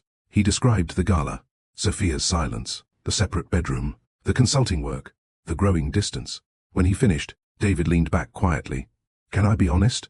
I'd expect nothing less. I've known you for 20 years. Julian nodded. "You've always been brilliant. But brilliance has a weakness." Julian frowned. "What?" "It convinces you that, if you solve enough problems." David looked him directly in the eye. "The people you love will patiently wait while you're busy solving them." The room fell silent. David continued. "The problem is, they don't need another solution. They need your presence." Julian looked down at the conference table. For once, there was no business strategy capable of fixing what he had neglected.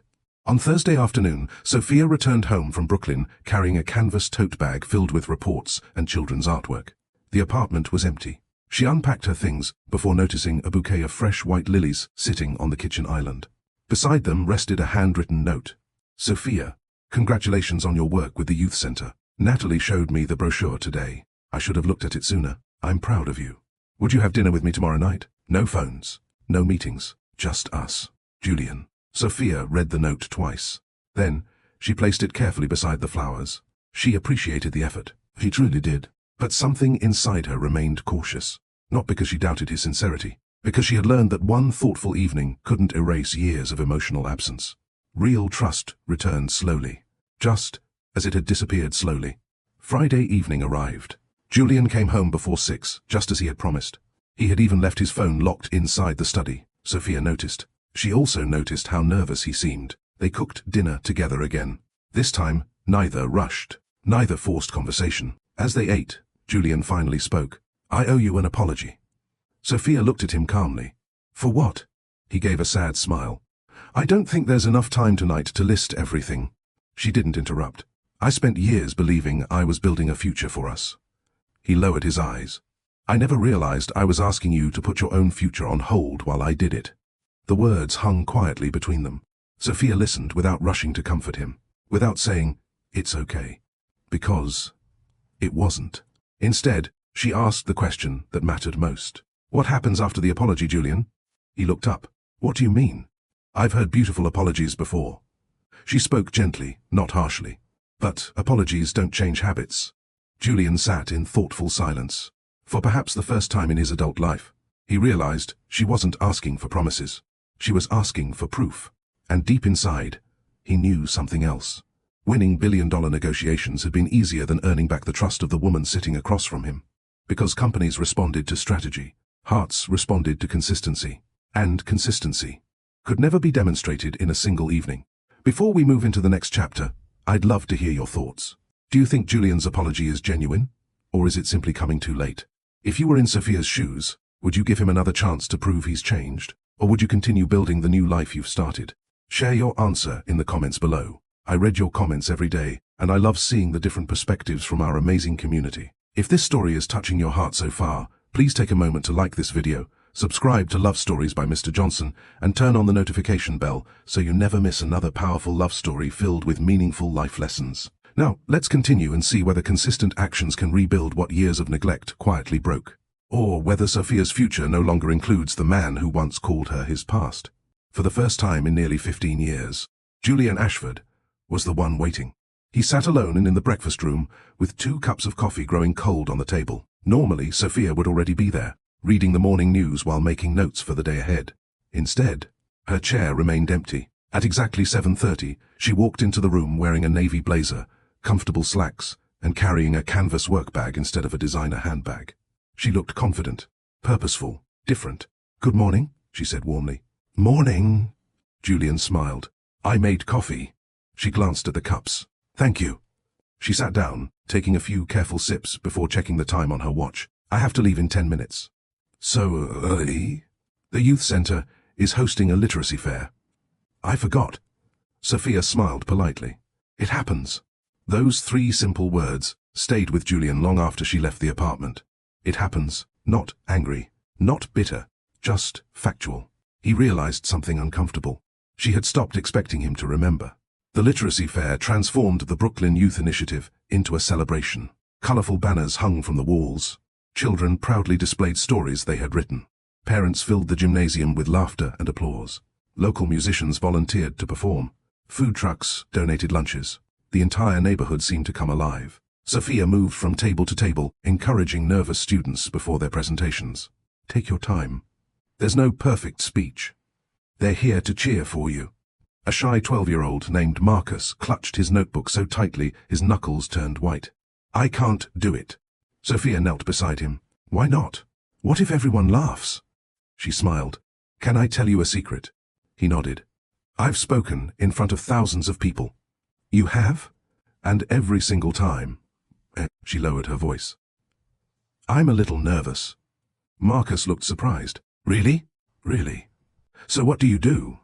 I remind myself that courage isn't the absence of fear. She smiled. It's deciding that something else matters more. Marcus took a deep breath. A few minutes later, he walked onto the stage. His voice shook during the first paragraph. By the second, he found his rhythm. When he finished, the audience stood and applauded. Marcus looked toward Sophia. She clapped harder than anyone. His smile said everything. Across town, Julian sat through another executive meeting.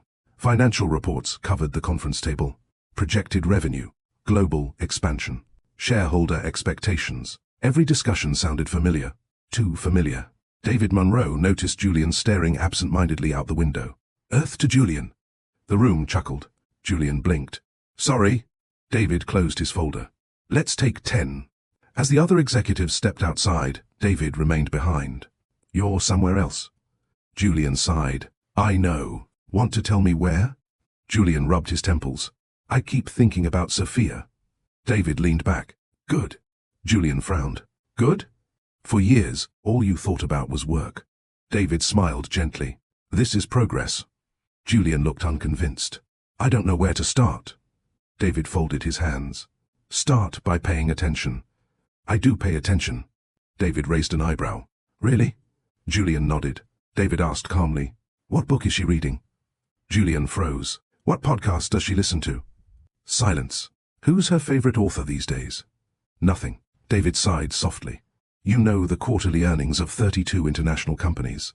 He looked directly at Julian. But you don't know the woman you come home to. The words stung because they were true. That afternoon, Julian cancelled 2 afternoon meetings. Natalie looked surprised. Are you feeling okay? I just need a few hours. Should I reschedule tomorrow? No. He smiled. Reschedule next week. Natalie's eyebrows nearly reached her hairline. In 15 years, she stopped herself. What? I've never seen you postpone meetings without replacing them the next day. Julian laughed quietly. Maybe it's time I learned that not every empty space has to be filled. Natalie smiled. I think Mrs. Ashford would like hearing that.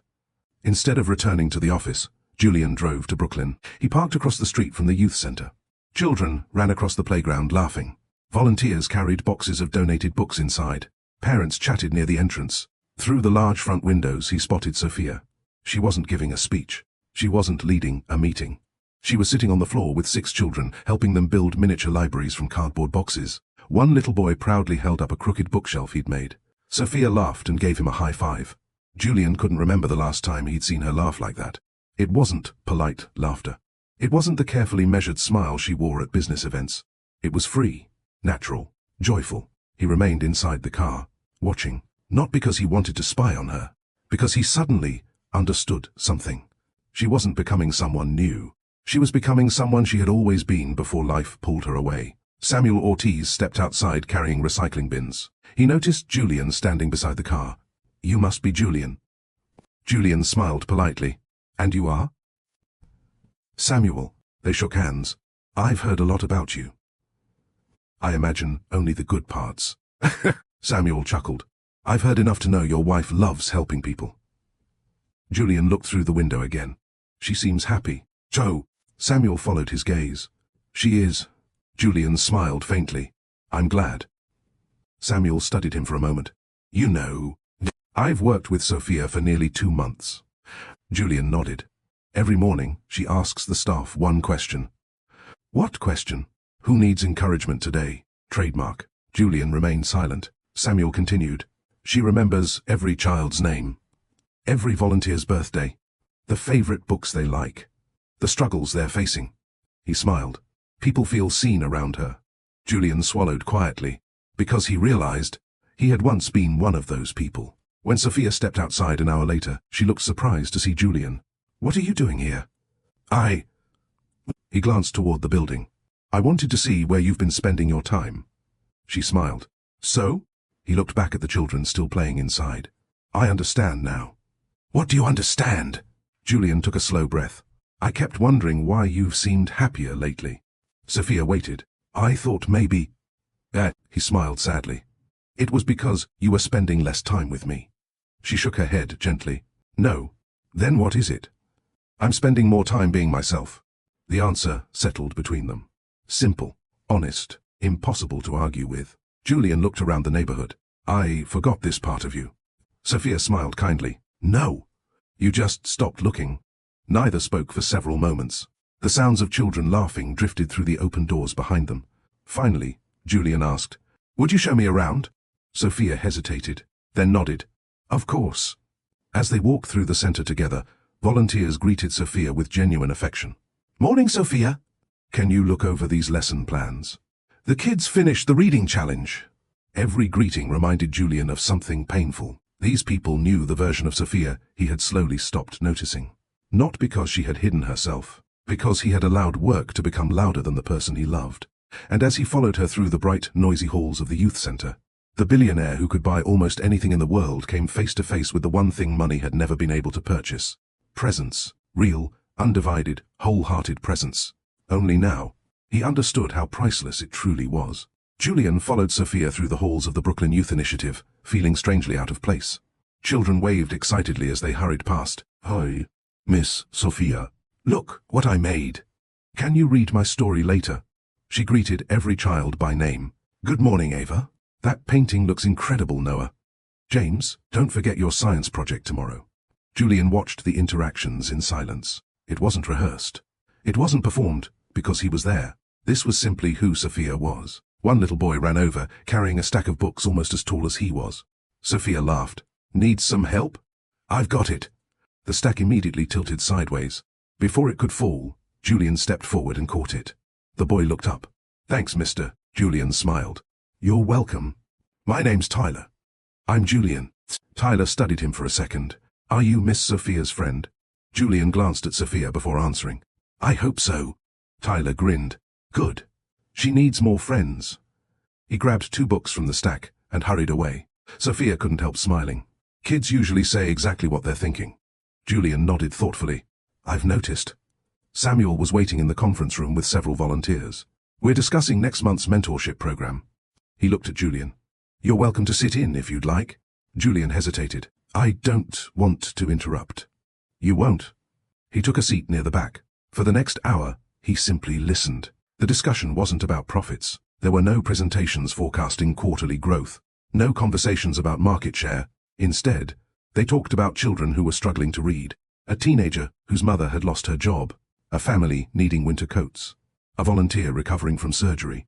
Every decision centered around one question. How can we help? Julian couldn't remember the last board meeting he'd attended where the first priority had been people instead of numbers. After the meeting, Samuel walked beside him toward the parking lot. "So?" Julian smiled. "So, what did you think?" Julian looked back at the building. "It's incredible." Samuel nodded. "It is." He waited a moment before asking, "Can I tell you something?" "I'd appreciate that." Samuel folded his hands behind his back. "When Sophia first came here..." Julian listened carefully. She smiled.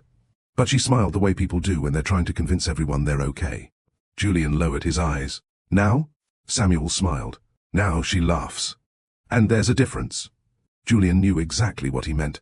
Driving back to Manhattan, Julian turned off the radio. For years he had filled every quiet moment with something. News, podcasts, conference calls, market reports. Today, he welcomed the silence, because silence forced him to think. And thinking led him somewhere he had spent years avoiding. The beginning. He remembered the tiny apartment in Boston. The second-hand couch they had found at a garage sale. The weekends they painted walls together because hiring contractors felt too expensive. Sophia dancing barefoot in the kitchen while spaghetti boiled on the stove. The nights they sat on the apartment roof sharing ice cream because they couldn't afford vacations. Back then, they had almost nothing. Yet somehow, life had felt full. He whispered to himself, "When did I start believing more was always better?" There was no answer, only memories. That evening, Julian stopped at his parents' house without calling ahead. His mother looked pleasantly surprised.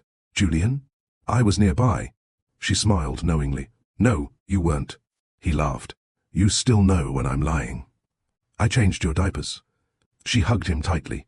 "You'll never outsmart me." His father looked up from the living room, setting aside his newspaper. "This is unexpected." "I know." They spent the next hour talking about ordinary things. Gardening, neighborhood news, Emily's children, family recipes. Nothing urgent, nothing important. And yet, Julian couldn't remember the last time he'd enjoyed such an uncomplicated evening. As he prepared to leave, his father walked him to the front door. "You've got something on your mind." Julian nodded. "I think I've made some mistakes." His father smiled gently. That realization usually means you're growing. Julian sighed. I'm afraid I waited too long. His father rested a hand on his shoulder. There's a difference between being too late. He paused. And refusing to start. Julian looked at him carefully. What if I can't fix everything? His father smiled. You probably can't. Julian's shoulders dropped. But you can become the kind of man who no longer creates the same hurt. The words followed Julian all the way home. Meanwhile, Sophia spent the evening at Claire's apartment. The two friends sat on the balcony wrapped in blankets, watching the city lights flicker across the river. Claire handed Sophia a cup of hot chocolate. So? Sophia laughed. Everyone starts conversations with so lately. Claire smiled. It's because we're waiting for the interesting part. Sophia shook her head. There isn't one. I heard Julian visited the youth center. He did. And? He listened. Claire raised an eyebrow. Really listened? I think so. Claire studied her friend's face. How did that make you feel? Sophia thought carefully before answering. Hopeful. Claire smiled. That's good. Sophia slowly shook her head. No. Claire looked confused. No? I've spent too many years surviving on hope. She looked out across the skyline. What I need now is consistency. Claire nodded. That's a very different thing. It is. Hope had kept Sophia waiting. Consistency would determine whether waiting still made sense. The following Monday, Julian arrived at the office, carrying a small notebook. Natalie noticed immediately. I've never seen you carry one of those. Julian smiled. I'm trying something new. He opened it. The first page contained a handwritten title. Things that actually matter. Natalie looked curious. What does that mean? Julian handed her the notebook. She read the first few lines. Ask Sophia about her day. Learn the names of the children at the youth center. Eat dinner without checking my phone. Call my parents every Sunday. Take one evening off each week. Natalie looked up slowly. This isn't a business plan. No. Julian smiled quietly. It's a life plan. She handed the notebook back. I like this version better. So do I. That afternoon, David Monroe stopped by Julian's office. You look different. I slept 8 hours. David laughed. Miracles do happen. Julian smiled. I also cancelled another overseas trip. David blinked. You cancelled Zurich? I delegated it. David leaned against the doorway. I've been waiting 10 years to hear you say that. Julian looked puzzled. Why didn't you tell me sooner? David gave him a knowing look. Would you have listened? Julian thought about it. Probably not. David smiled. Sometimes life has to teach lessons people aren't ready to hear from friends. That evening, Julian arrived home before sunset. The apartment was quiet. He found Sophia sitting near the window, reviewing reports from the youth center. She looked up and smiled politely. You're home early. I am. He walked over slowly. I wanted to ask you something. She closed the folder. What is it? Julian hesitated. Not because the question was difficult, because it had been so long since he'd asked one without another purpose behind it. Finally, he said, Tell me about your day. Sophia looked at him carefully. There was no phone in his hand, no laptop open, no distracted glance toward the clock. Just genuine curiosity. She smiled. It was a good day. What made it good? For nearly 40 minutes, she told him about the literacy program. Tyler finally finishing his first chapter book. Lily, organizing a donation drive. Samuel's plans for a community garden. Julian listened, really listened. He asked questions, remembered names, laughed at funny stories. When she finished, the room fell comfortably quiet. Neither rushed to fill the silence. Finally, Sophia looked at him with gentle honesty. I've missed talking to you. Julian's eyes softened. I've missed knowing you. For the first time in years, the conversation felt effortless. Not because everything had been repaired, but because they had finally stopped talking around each other and started talking to each other. Neither of them knew what the future would hold, but for the first time in a very long time, the distance between them no longer felt impossible to cross. Whether that bridge would lead them back together, or simply help them part with understanding, was a question only time could answer. Spring arrived quietly. Cherry blossoms lined the streets of Manhattan. The cold winds of winter gave way to warmer mornings, and for the first time in years, Sophia found herself looking forward to Mondays. Not because life had suddenly become perfect, but because she finally woke up with a sense of purpose that belonged to her. 3 mornings each week, she worked with the Brooklyn Youth Initiative. The other 2, she accepted consulting projects for non-profit organizations across New York. Her calendar was full, not with obligations, with intention. One Tuesday morning, Samuel called her into his office. "I've got a problem." Sophia smiled. "I've noticed you usually call those opportunities." Samuel laughed. "I suppose I do." He slid a folder across the desk. "Our community library renovation is moving faster than expected." "That's wonderful." "It is. But now we need someone to redesign the entire building." Sophia flipped through the blueprints. "You need an architect." "Exactly. I know someone." Before she could ask another question, there was a knock on the office door. "Come in." The door opened.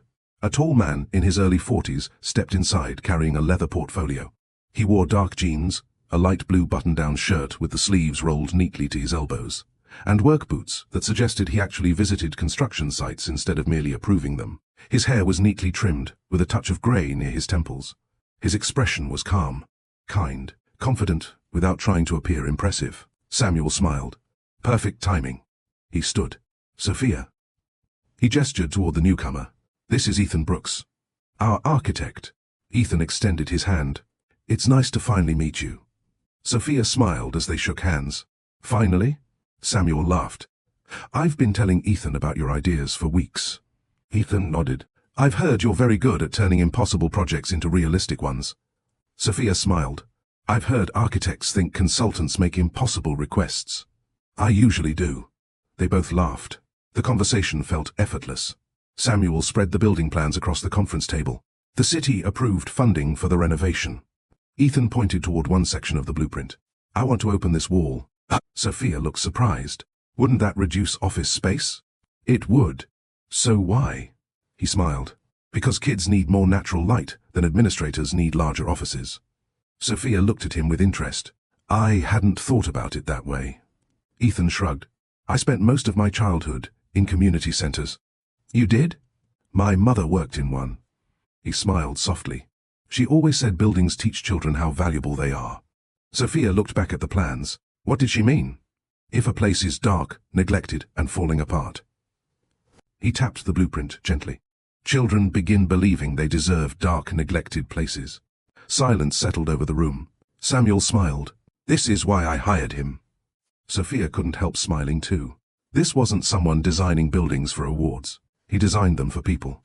Over the next several days, Sophia and Ethan worked closely together.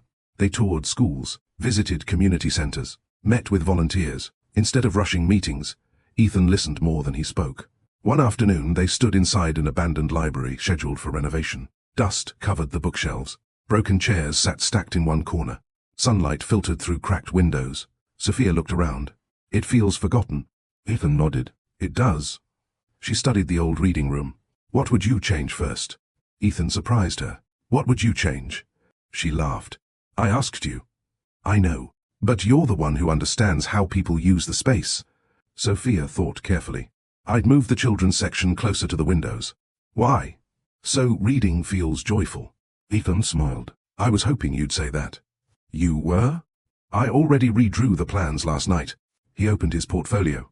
The children's reading area had indeed been moved beside the largest windows. Sophia looked impressed. "You actually listened." He looked confused. "Weren't you expecting me to?" His question caught her off guard. For a second, she didn't know how to answer. Because somewhere inside her, she'd grown accustomed to having her ideas acknowledged politely before being ignored. Ethan simply assumed listening was normal. One afternoon, the project team broke for lunch at a neighborhood diner. Everyone ordered sandwiches and coffee. The conversation wandered from architecture to favorite childhood books. Samuel looked around the table. "Let's settle something." Everyone laughed. "What's that?" "Best novel ever written." The debate immediately began. Sophia mentioned To Kill a Mockingbird. Samuel argued for The Grapes of Wrath. One volunteer insisted nothing could top Charlotte's Web. Finally, everyone looked toward Ethan. "What about you?" He smiled. "My answer usually surprises people." "Let's hear it." He leaned back. "The Little Prince." Samuel laughed. "I definitely wasn't expecting that." Ethan shrugged. "It's a story about remembering what adults forget." Sophia smiled. "I love that book." Ethan looked pleasantly surprised. "Most people think it's only for children." "It's never been only for children." Their eyes met briefly across the table. Neither looked away awkwardly. Neither searched for hidden meaning. It was simply two people discovering they appreciated the same things. Nothing more, nothing less. Back at the penthouse, Julian noticed subtle changes in Sophia. She hummed while making coffee. She smiled more often. She laughed when Claire called. She looked lighter. One evening, as they cleared the dinner dishes together, Julian asked, "You seem happier." Sophia nodded. "I think I am." "I'm glad." She smiled. "So am I." He hesitated. "What's changed?" Sophia thought for a moment. "I stopped waiting for my life to begin." Julian absorbed the answer quietly. He couldn't argue with it.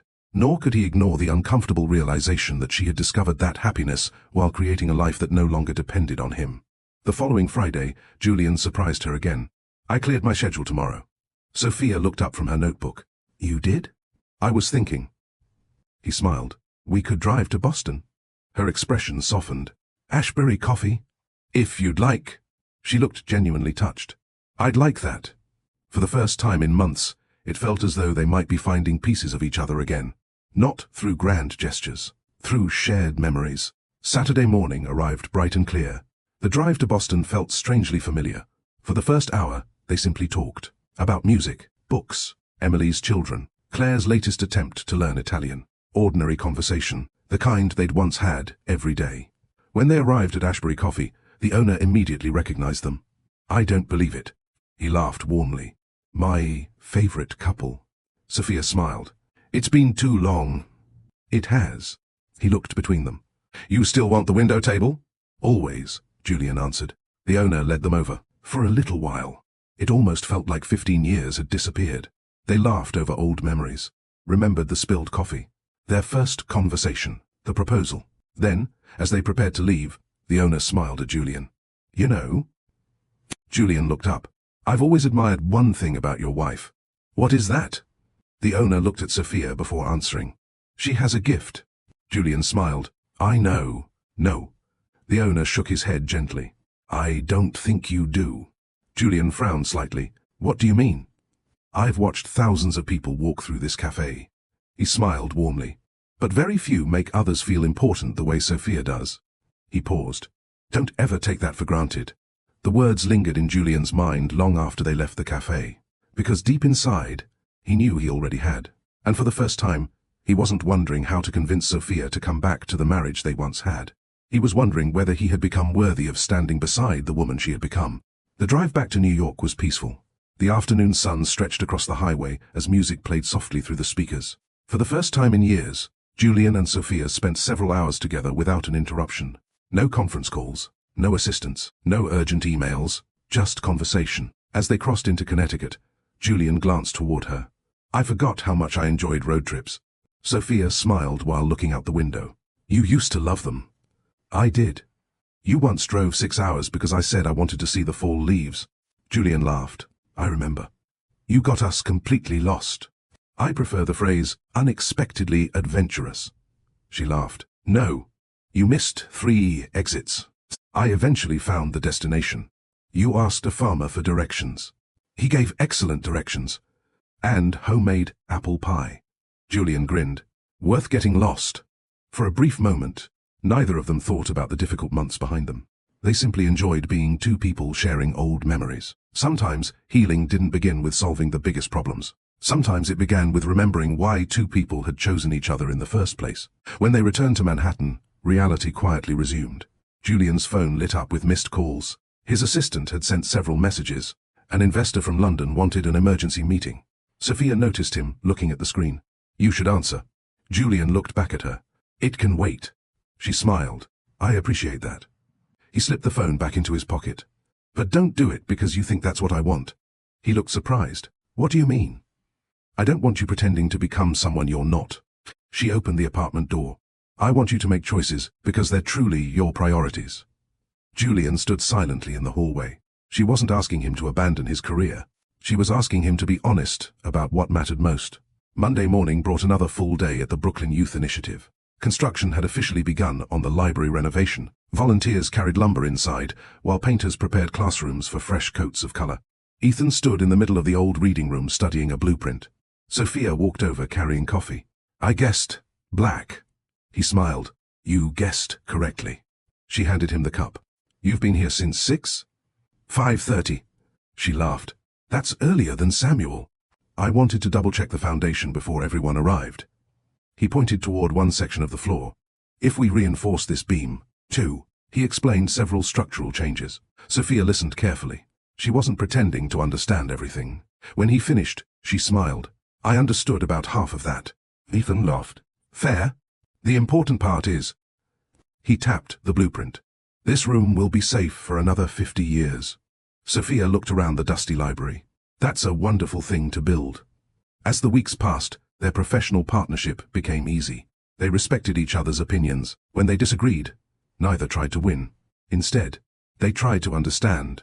One afternoon they debated whether the community garden should replace part of the parking lot. Samuel watched them from across the room. After nearly 20 minutes, Ethan finally smiled. I think you're right. Sophia blinked. You do? I do, Samuel laughed.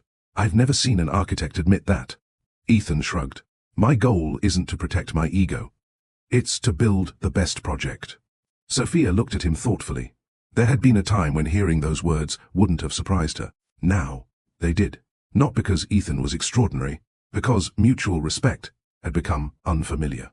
A few days later, rain poured across Brooklyn. Most volunteers had gone home early. Sophia stayed behind organizing donation records. When she finally looked up, Ethan was standing in the doorway holding 2 umbrellas.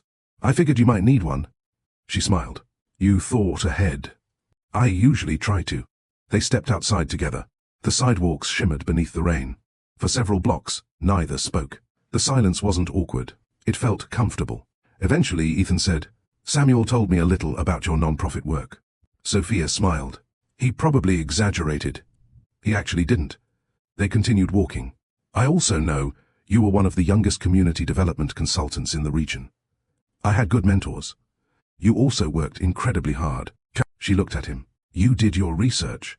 I like knowing who I'm working with. She nodded. Fair enough. He hesitated before asking another question. Can I ask something personal? You can. You don't have to answer. She appreciated that. What is it? Were you always this patient? Sophia laughed softly. That's an interesting question. I've noticed something. What? You always let people finish speaking. You never interrupt. You think before answering. He smiled. That's rare. Sophia looked ahead at the rain falling across the street. I wasn't always patient. No? I used to think keeping everyone happy was the same thing as being kind. Ethan listened quietly. It took me a long time to realize they're different. He nodded slowly. I understand. She glanced toward him. You do? My marriage taught me. Sophia stopped walking. You were married? He smiled gently. For 12 years. She had never noticed a wedding ring. What happened? He thought for a moment before answering. We weren't cruel to each other. We weren't dishonest. We simply stopped growing in the same direction. Sophia waited. When we finally divorced. He looked down at the umbrella in his hand. We promised we'd never turn each other into villains. I'm still grateful for the years we shared. Sophia smiled. That sounds healthy. It wasn't easy. But resentment would have made both of us smaller people. For a long moment, neither spoke. Then Ethan added, I hope she's happy. Sophia looked at him with quiet respect. So do I. That evening, Claire called while Sophia was making tea. So. Sophia laughed immediately. You started with so again. Claire smiled over the phone. I heard you've been spending a lot of time with an architect. Samuel talks too much. He talks enough. Sophia poured hot water into her mug. He's a good person. That's all? She smiled. That's all. Claire became serious. Are you sure? Sophia leaned against the kitchen counter. Claire. I'm still married. I know. My life is complicated. I know. And Ethan has never once made it more complicated. Claire stayed quiet. He doesn't flirt. He doesn't push. He doesn't ask questions that aren't his business. He treats me like a colleague. She smiled softly. And honestly. That's refreshing. Claire nodded. Respect has a way of feeling attractive.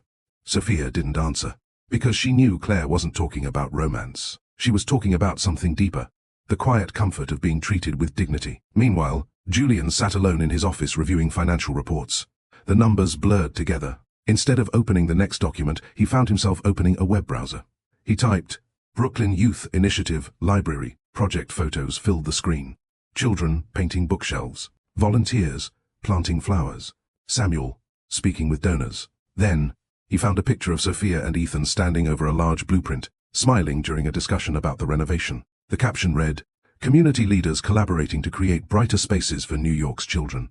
Julian stared at the image. He didn't feel jealousy. Not exactly. He felt something more uncomfortable. Recognition. He recognized the expression on Sophia's face. She looked engaged, confident, alive. He remembered seeing that expression years ago, when she used to talk about changing communities instead of merely attending charity galas. He quietly closed the laptop. For the first time, he admitted something to himself. The greatest competition for his marriage had never been another man. It had been the version of Sophia that he had unintentionally asked her to leave behind. Now, she was becoming that woman again. And whether she chose to walk beside him in the future or not, he knew one thing with absolute certainty. He never wanted to be the reason she lost herself again. By early summer, the library renovation was nearly complete. The once-forgotten building had transformed into something remarkable. Sunlight poured through oversized windows. Bright murals painted by local students covered the walls. Reading corners were filled with colorful chairs and shelves built low enough for children to reach their favorite books without asking for help. Every detail reflected one simple idea. Children deserved beautiful places to dream. On the morning of the grand opening, volunteers arrived before sunrise. Balloons lined the entrance. Fresh flowers decorated every table. Teachers rehearsed speeches. Parents filled gift bags with donated books. Sophia walked through the building one last time, making small adjustments. Straightening picture frames. Checking name tags. Making sure every child who would receive an award had their certificate in the correct order. Samuel watched her from across the room and smiled. "You've checked those certificates 4 times. Sophia laughed. "I know. You think one of them changed? I just don't want anyone to feel forgotten." Samuel nodded thoughtfully. "I don't think that's ever been your problem." A black SUV pulled into the parking lot. Julian stepped out wearing a navy suit without a tie. No security team, no assistant, no photographers, just Julian. Sophia looked surprised. "I didn't know you were coming." He smiled. "I wanted to be here." She studied his face for a moment. "You cancelled work?" "I delegated work." She noticed the distinction. It mattered. "I see." He held up a small cardboard box. "I brought something." "What is it?" "You'll find out." As guests began arriving, children rushed toward the entrance carrying handmade posters. One little girl stopped in front of Julian. "Are you helping too?" Julian smiled. "I hope so." She handed him a roll of tape. "Then can you hang this?" He looked down at the colorful banner. Without hesitation, he climbed onto a small ladder and helped tape it above the entrance. Several volunteers smiled quietly. No one recognized the billionaire entrepreneur. To them, he was simply another adult helping prepare for the children. Sophia watched from inside the building. For years she had imagined what it would feel like if Julian slowed down enough to notice ordinary moments again. She hadn't expected it to look so natural. The ceremony began shortly after 10. Samuel welcomed everyone before inviting community leaders to speak. When it was Sophia's turn, applause filled the room. She stepped to the microphone. Looking across the audience, she recognized nearly every face. Parents, teachers, volunteers, children. People whose lives had become part of her own. She smiled warmly. "When I first walked into this building." She looked around the renovated library. "I saw cracked walls, broken furniture, dark rooms." She paused. But the building was never the real problem. Everyone listened quietly. The real challenge was making sure every child who entered here believed they mattered. She gestured toward the bookshelves. "Buildings can't change lives. People do. This library exists because hundreds of ordinary people decided someone else's future was worth their time." The audience applauded. Sophia stepped away from the podium. As she returned to her seat, she noticed Julian watching her. Not with admiration for a polished speech, with genuine pride. The kind that came from finally seeing someone clearly. After the ceremony, children explored the new library. Tyler proudly showed Julian the reading corner he'd helped design. "Look! We picked these colors." Julian smiled. "You did a great job." "I know." Tyler grinned. "Miss Sophia says confidence isn't bragging if you worked hard." Julian laughed. "She's absolutely right." The boy lowered his voice. "Can I tell you something?" "Sure." "She makes everybody feel important." Julian looked across the room at Sophia helping Lily organize donated books. "I know." Tyler smiled. "I don't think you did." Then he ran off before Julian could answer. Children often left adults with the deepest truths. Later that afternoon, Ethan joined Julian near the community garden. The two men stood quietly watching volunteers plant flowers. Ethan extended his hand. "I don't think we've properly met." Julian shook it. "Julian, Ethan." For a few moments, neither spoke. Finally, Ethan smiled. "You should be proud of Sophia." Julian nodded. "I am." Ethan looked toward the library. "She changed this place." Julian smiled faintly. "No. She reminded people what they were capable of." Ethan chuckled. "That sounds more like her." Julian hesitated. "I owe you a thank you." Ethan looked surprised. "For what?" "For helping her rediscover something I'd stopped noticing." Ethan became thoughtful. "I didn't give her anything she didn't already have." Julian nodded slowly.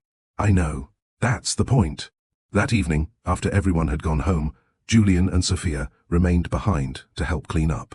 They folded chairs, packed decorations, collected leftover supplies. The building gradually grew quiet. As Sophia stacked books onto a shelf, Julian walked over carrying the cardboard box he'd brought earlier. "I almost forgot." He handed it to her. She opened it carefully. Inside sat dozens of photographs. Old photographs. Some she hadn't seen in years. Their tiny apartment in Boston. Friday pizza nights. Road trips. Camping. Community projects they had volunteered for together. Near the bottom lay something unexpected. A notebook. Sophia looked up. "What is this?" Julian smiled nervously. "I found it while cleaning my office." She opened the first page. Written in her own handwriting were dozens of ideas for non-profit projects she had dreamed of starting years earlier. Housing initiatives, mentorship programs, mobile libraries, educational scholarships. She looked confused. "I thought this disappeared." "I found it behind an old filing cabinet." Julian lowered his eyes. "I read every page." Silence settled between them. Finally he said, "I spent years believing success meant building bigger companies." He looked around the library. "I think I misunderstood success." Sophia gently closed the notebook. "What changed?" Julian thought carefully before answering. "I stopped asking. How much more can I build?" He smiled sadly, and started asking, what have I been leaving behind while I was building it?" The question lingered between them. Neither tried to answer it immediately. Some questions deserved time. Others deserved actions. And Sophia had already decided that from this point forward, actions would matter far more than words. The weeks following the library opening were unlike anything Julian had experienced in years. For most of his adult life, every morning had begun the same way. Wake up, check emails, review overnight market reports, answer messages before breakfast, schedule more meetings, repeat. Now, the first thing he reached for wasn't his phone. It was the small notebook he had titled, "Things That Actually Matter." Every evening before bed, he opened it, not to judge himself, but to ask one simple question. Did I live according to my priorities today, or only according to my schedule? Some days the answer was encouraging. Other days, it wasn't. For the first time in a long time, he stopped pretending progress happened overnight. One Wednesday afternoon, Julian surprised everyone at corporate headquarters. He walked into the executive conference room carrying a single folder. His leadership team looked up expectantly. David Monroe smiled. "This must be important." Julian nodded. "It is." He remained standing instead of taking his usual seat at the head of the table. "I've spent years asking this company to grow." Everyone nodded. "And you've helped make that happen." He looked around the room. "I'm grateful." A brief silence followed. "But today," he took a slow breath, "I'm asking something different." The executives exchanged curious glances. "I'm restructuring my role." The room became noticeably quieter. One board member frowned. "What exactly does that mean?" "It means I won't personally oversee every international expansion." Another executive looked surprised. "You've never delegated that." "I know." David watched Julian carefully. He could already sense where this conversation was heading. Julian continued. "I built this company by believing that if I worked harder than everyone else, everything would succeed." He smiled. "The company succeeded." He paused. "Parts of my life didn't." No one interrupted. "I've spent years encouraging all of you to pursue work-life balance." A few people laughed quietly. Julian smiled back. "I realized something uncomfortable. I wasn't living by my own advice." Another long silence settled over the room. Finally, David spoke. "I think this might be the smartest business decision you've ever made." Several others nodded in agreement, not because Julian was stepping back, because strong leadership also meant knowing when to trust other capable people.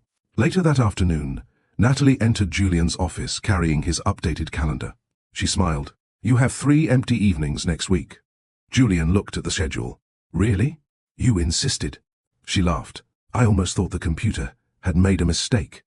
He smiled. "Oh, mistake." She handed him another envelope. "This arrived for you." It was handwritten. The return address belonged to the Brooklyn Youth Initiative. Julian opened it. Inside was a simple thank you card signed by dozens of children. One message caught his attention. "Thank you for helping us build our library. Miss Sophia says everyone can make a difference." He stared at the sentence for several moments. Not because it praised him. Because even in a thank you note, the children naturally credited Sophia for inspiring them. She never sought recognition. She simply made people believe they mattered. Meanwhile, Sophia's consulting work continued expanding. Organizations from Boston, Philadelphia, and Chicago began requesting her help. Rebecca Lawson called one afternoon with exciting news. "I've got another opportunity." Sophia smiled. "You've become very persistent. I've become very confident." "What is it?" "A coalition of 5 non-profit organizations wants 1 strategic advisor." Sophia raised an eyebrow. "5? They specifically requested you." Sophia leaned back in her chair. "A year ago." She smiled quietly. "I would have turned that down without thinking." "And now?" Sophia looked around her office at the youth center. Now. She didn't automatically wonder whether the opportunity would fit into Julian's calendar. She asked herself something different. "Does this align with the life I'm building?" The answer came easily. "Tell them I'd love to meet." Rebecca laughed. "I already did." That evening, Claire invited Sophia over for dinner. As usual, the conversation wandered between serious topics and laughter. Halfway through dessert, Claire looked at her thoughtfully. "I've noticed something." "What?" "You've stopped talking about what Julian might do." Sophia smiled. "I have?" "You used to spend every conversation trying to predict him." Claire took another bite of cheesecake. "Now you mostly talk about your own plans." Sophia thought about it. Claire was right. Not because Julian no longer mattered, but because her own life finally occupied enough space in her heart to deserve attention. Claire smiled. "That's growth." The following Saturday, Emily Ashford invited both Sophia and Julian to her youngest son's baseball game. Months earlier, the invitation probably would have been declined because of work. This time, Julian arrived 15 minutes early. Emily couldn't hide her surprise. "You found the field?" Julian laughed. "I even found parking." "Now, I'm really impressed." The game itself wasn't remarkable. 8-year-olds missed easy catches. Parents cheered enthusiastically for ordinary plays. Someone accidentally ran to third base instead of first. Everyone laughed. Sophia noticed Julian smiling more than she'd seen in years. No one asked him about stock prices. No one requested interviews. He was simply an uncle cheering from the bleachers. During the 7th inning, Emily sat beside him. "I've been waiting to ask." "What? How are you really doing?" Julian watched his nephew swing at another pitch. "I don't know if Sophia and I will stay married." Emily nodded. "I know. But for the first time." He smiled sadly. "I'm trying to become a better man, regardless of the outcome." Emily reached over and squeezed his shoulder. "That's the only kind of change that lasts." Several days later, Ethan stopped by the youth center carrying revised construction plans for the community garden. He found Sophia reviewing grant applications. "I have good news." She looked up. "The city approved the expansion?" "They did." She smiled. "That's wonderful." Ethan placed the drawings on her desk. "I also wanted to ask you something." She looked curious. "What?" "Our project officially ends next month." "It does. I've enjoyed working with you." "I've enjoyed working with you too." He hesitated. "If you're comfortable with it." She waited patiently. "Would you like to have coffee sometime after the project ends?" He immediately added, "As friends." "No expectations. No pressure. If the answer is no." He smiled kindly. "Nothing changes." Sophia looked at him for a long moment. There was no urgency in his voice, no attempt to persuade her, no emotional manipulation, simply an invitation, respectfully offered, respectfully easy to decline. She smiled warmly. "Thank you." Ethan nodded. "You don't have to answer today." "I know. And if your answer is never." He shrugged lightly. "I'll still be grateful we worked together." Sophia watched him leave. For several minutes, she remained seated, without moving. She wasn't thinking about romance. She was thinking about contrast. Healthy people didn't force decisions. That evening, Sophia returned home just after sunset. Julian was preparing dinner. She smiled in surprise.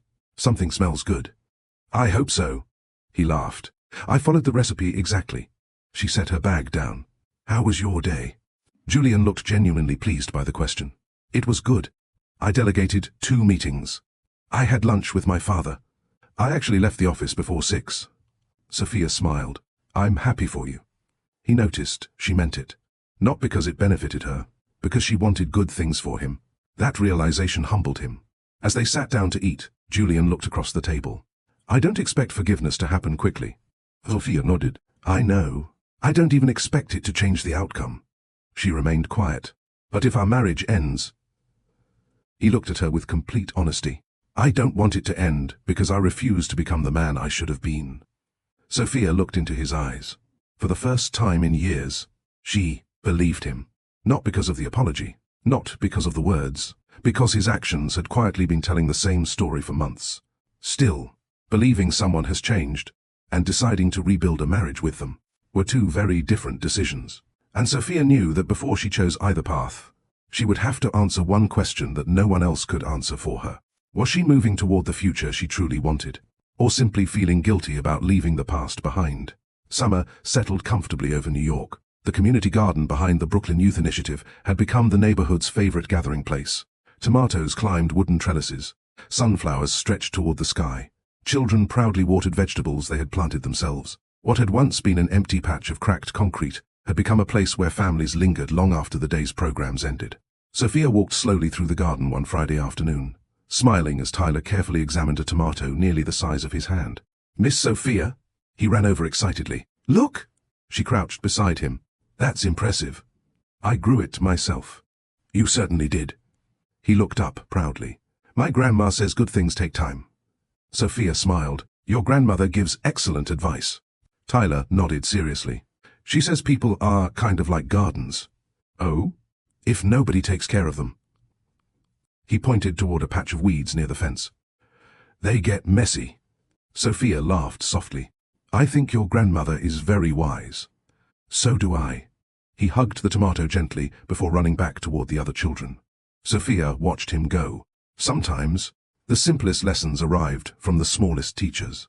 That afternoon, Samuel approached carrying 2 folders. "One for you." She accepted it. "What's this?" "Our annual partnership review." She opened the file. Inside was a proposal. The Brooklyn Youth Initiative wanted to create a permanent executive strategy director position. Her name was already printed across the top. She looked up. "Samuel. We voted unanimously. You've changed this organization." "I haven't," he smiled. "We've changed it. Together." Samuel shook his head. "Leadership doesn't always mean doing the most work." He folded his arms. "Sometimes it means helping everyone else discover what they're capable of." Sophia looked down at the proposal. A year earlier, she would have hesitated. She would have worried about schedules, travel, Julian, the marriage. Now, she felt something different. Excitement, purpose, peace. "I'd like some time to think." Samuel grinned. "I was hoping you'd say that." "You were?" Big decisions deserve thoughtful answers. Meanwhile, Julian sat inside his office overlooking the Manhattan skyline. His company had just completed the most successful quarter in its history. The board applauded. Shareholders celebrated. Financial analysts praised his leadership. Yet, instead of scheduling another expansion meeting, Julian closed his laptop.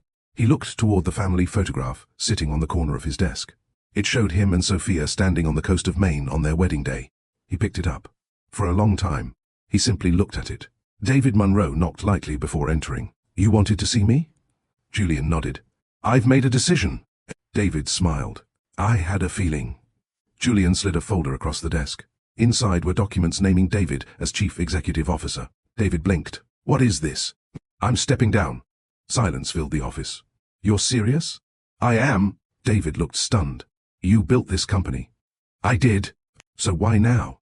Julian leaned back in his chair. "Because I confused being indispensable with being responsible." He smiled. "The company deserves a leader fully committed to its future.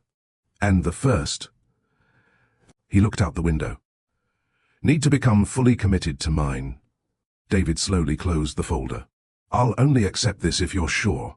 Julian nodded. "I've never been more certain." News of the transition spread quickly. Business channels called it one of the biggest corporate leadership changes of the year. Reporters camped outside headquarters. Journalists requested interviews. Julian declined almost all of them. Instead, he spent the afternoon visiting his parents. His father smiled knowingly. "I heard." Julian laughed. "The news travels fast." His mother hugged him tightly. "How do you feel?" He thought carefully before answering, "Lighter." His father nodded. "That's usually a sign you're carrying the right things." Later that evening, Julian called Sophia. "Are you free tomorrow?" She looked at her calendar. "I have the morning open. Would you have breakfast with me?" She hesitated for only a moment. "Okay." They met at a small cafe overlooking the Hudson River, not one of the city's exclusive restaurants, just a quiet neighborhood place where no one recognized them. Sophia arrived first. Julian walked in carrying 2 coffees. "I remembered." She smiled. "Still black?" "Still black." He handed her the cup before sitting down. For a few minutes, they simply watched boats drift across the river. Finally, Julian spoke. "I stepped down yesterday." "I heard." She looked at him carefully. "How do you feel?" He smiled. "Peaceful. I'm glad. I wish I'd learned sooner." He looked into his coffee. "That success isn't measured only by what you build." Sophia nodded gently. "Most people learn that eventually." "I almost didn't." Another comfortable silence settled between them. Then Julian reached into his jacket pocket. He placed something small on the table. Her wedding ring. Sophia looked at it quietly. "I found this while cleaning." She smiled faintly. "I wondered where I'd left it. I kept thinking." He paused. "That maybe one day I'd put it back on your finger." Sophia looked at him with kindness. He immediately continued. "But I realized something." She waited. "That's not my decision anymore." He slowly pushed the ring toward her. "I wanted to return it. Nothing more, nothing less." Sophia picked up the small velvet box. She held it for several seconds before placing it gently inside her purse. Neither of them mentioned it again. Over the next several days, Sophia found herself thinking more than usual. Not about the ring, about the future. She wasn't angry anymore. She hadn't been for months.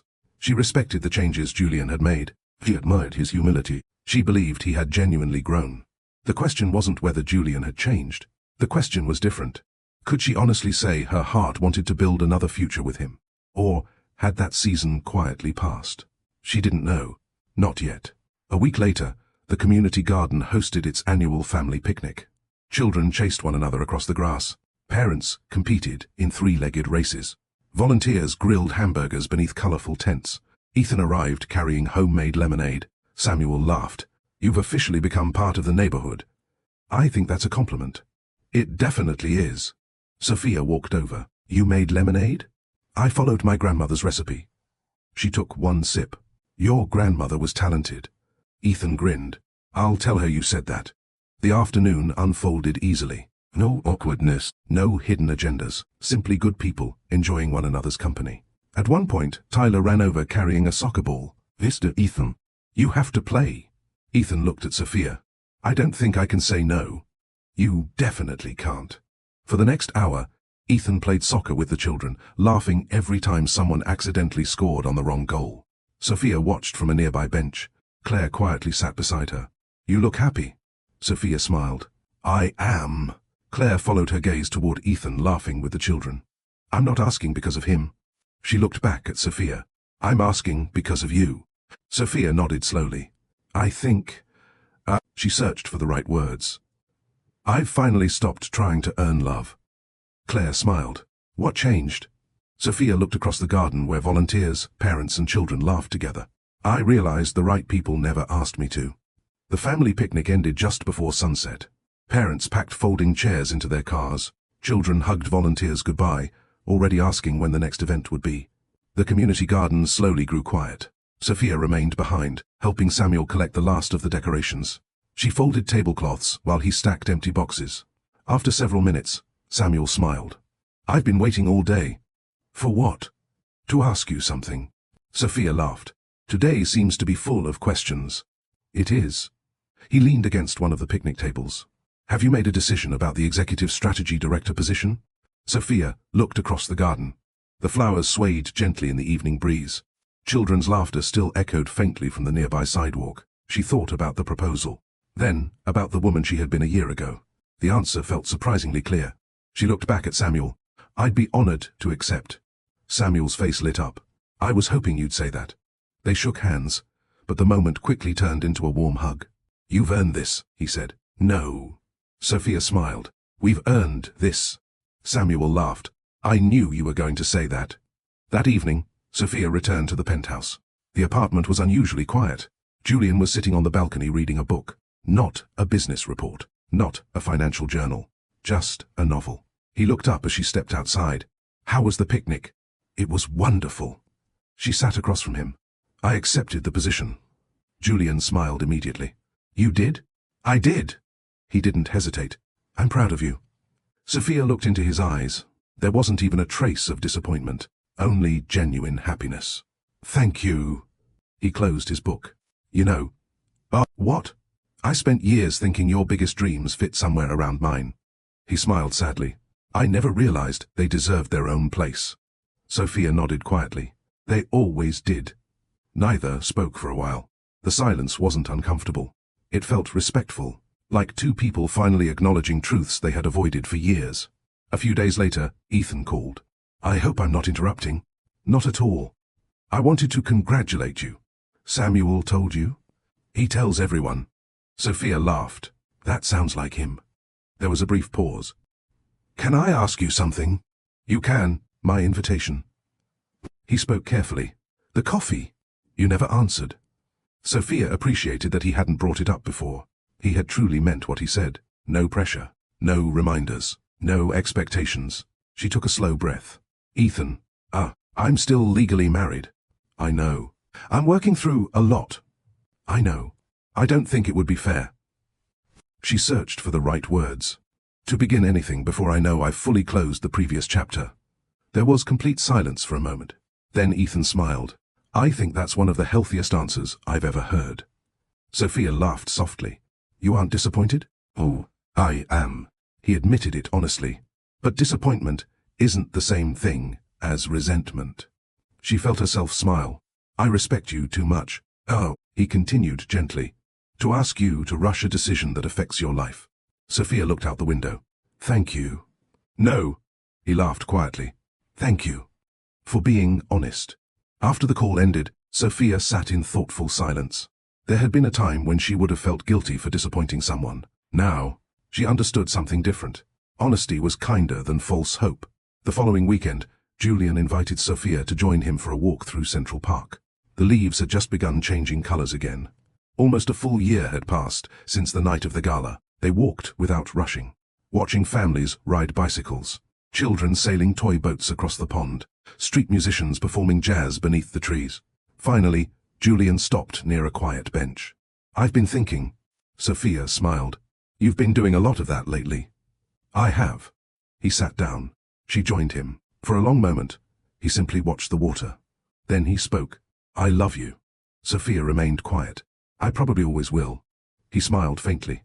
But that's not why I asked you here. She looked at him carefully. I wanted to tell you something. I'm listening. Julian took a slow breath. If you decide that your future no longer includes me. His voice remained steady. I will understand. Sophia blinked. He continued before she could respond. I'll be heartbroken. I'll regret my mistakes for the rest of my life. But I won't ask you to sacrifice your future. To ease my regrets. Tears gathered in Sophia's eyes. Not because he had asked her to come back, because he finally hadn't. For the first time, his love wasn't asking anything from her.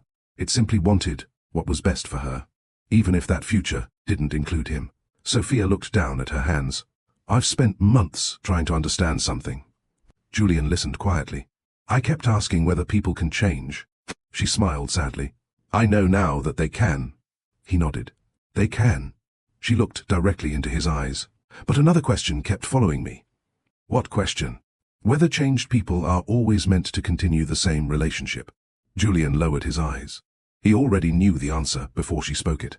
I don't think they are. Silence filled the space between them. Not painful silence, honest silence. Sophia reached over and gently took his hand. You were the love of a very important chapter in my life. She smiled through tears. And I'll always be grateful for the man you became. Julian squeezed her hand gently. But, Sen, he finished the sentence for her. My future belongs to the woman I became. Sophia nodded. Yes. Neither cried loudly. Neither argued. Neither tried to convince the other. They simply sat together beneath the autumn trees, respecting both the love they had shared and the truth they had finally reached. Several weeks later, the divorce papers were finalized. There were no public scandals, no legal battles, no interviews, no bitterness. When reporters attempted to ask questions outside the courthouse, Julian simply smiled politely. This is a private chapter. Sophia nodded in agreement. Then they walked away in different directions, not as enemies, not as strangers, but as two people who had loved sincerely, learned painfully, and finally understood that some relationships don't fail because love disappears.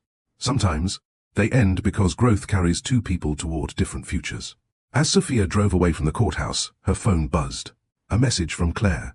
Coffee tonight? Sophia smiled. I'd love that. She placed the phone down and continued driving. The road ahead felt unfamiliar, yet instead of fear, she felt peace. For the first time in a very long time, she wasn't driving away from something. She was driving toward the life she had chosen. And this time, she wasn't leaving herself behind. 3 years later, the morning sunlight poured through the wide windows of the Brooklyn Community Leadership Center, a building that had become one of New York City's most successful non-profit collaborations. Children hurried into after-school classrooms carrying backpacks nearly as large as they were. Parents gathered in the cafe near the entrance before heading to work. Volunteers prepared reading materials. Mentors reviewed lesson plans. What had once been a single youth center had grown into a network of community programs serving thousands of families across the city. And at the heart of it all was Sophia Carter. Not because she wanted attention, because people trusted her. She still arrived before everyone else. She still greeted every child by name. She still believed that no meeting was more important than listening to someone who needed to be heard. Some things, success should never change. Sophia stepped into the main conference room carrying her usual notebook. The same notebook Julian had once found hidden behind an old filing cabinet. The notebook filled with dreams she had almost forgotten. Many of those ideas now had check marks beside them. Mobile libraries, completed. Neighborhood mentorship initiative, completed. Community gardens, expanded to 6 boroughs. Scholarship program, growing every year. There were still dreams left, but for the first time in her life, she wasn't postponing them. Samuel entered the room carrying a thick folder. I've got news. Sophia laughed. I hope it's good. It depends. On what? Whether you enjoy television interviews. She immediately shook her head. No. Samuel smiled. I figured. He handed her the folder. The National Community Partnership Council wants to recognize your work. Sophia looked surprised. Mine? Ours. Samuel corrected himself. They're awarding the organization. She smiled. That's different. They also want you to give the keynote speech. Sophia closed the folder. I'll do it. Samuel blinked. That was quick. She laughed. 3 years ago, I would have spent 2 weeks wondering whether I was qualified. And now? I've learned something. What? She smiled. When opportunities align with your purpose, you don't need permission to accept them. Across Manhattan, another life had also changed. Julian no longer occupied the top-floor executive office that once overlooked the city. He had kept a seat on the company's board, but David Monroe now served as CEO. Instead of 70-hour workweeks, Julian spent much of his time mentoring young entrepreneurs. He spoke at universities, helped small businesses, volunteered with organizations supporting first-generation college students. Ironically, he had become busier helping people than building corporations, and he had never felt more fulfilled. One Friday morning, Natalie knocked on his office door. Though she now worked for David, she still stopped by whenever she needed Julian's advice. You've got a visitor. Julian looked up. Who? Emily stepped inside carrying 2 coffees. You've become impossible to schedule. Julian laughed. I learned from the best. Emily handed him a cup. I watched Sophia's interview yesterday. Julian smiled. So did I. You looked proud. I am. Emily studied her brother carefully. Does it still hurt? Julian thought for a long moment. Sometimes. He answered honestly. But pain and regret aren't the same thing. She nodded. What do you mean? I regret how I treated her. He looked out the window. I don't regret the person the experience forced me to become. Emily smiled. I think she'd be happy to hear that. I hope so. That afternoon, Sophia visited the community garden. Many of the children she had met years earlier were now teenagers. Tyler had grown nearly a foot taller. Lily had become a volunteer tutor. Marcus, the nervous boy who once feared speaking in front of an audience, now led weekly leadership workshops for younger students. Sophia watched them with quiet pride. Samuel walked beside her. "Remember when Tyler couldn't carry 5 books without dropping them?" She laughed. "He still drops things." Samuel smiled. "Just bigger things now." Tyler noticed them walking. "Miss Sophia." He jogged over. "I got accepted." She looked confused. "Accepted where?" "Columbia." For a second, she couldn't speak. Then she hugged him tightly. "I'm so proud of you."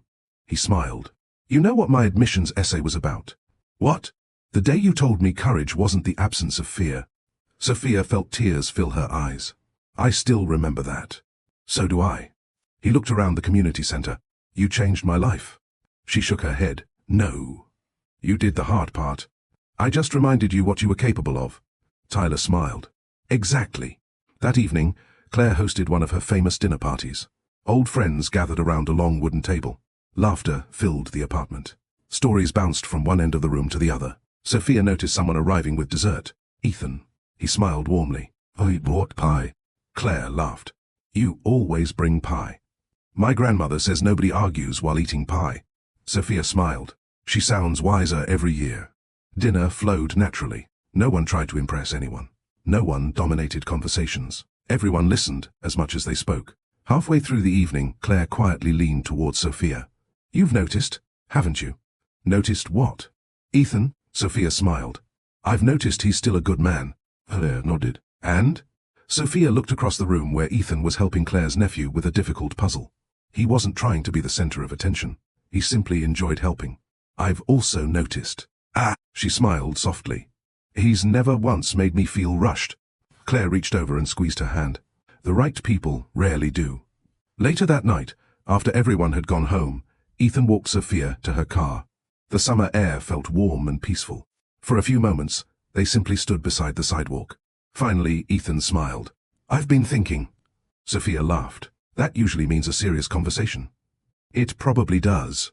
He looked at her kindly. "It's been 3 years." She nodded. "It has. I never wanted to ask before you were ready." She appreciated that. "You've always respected that."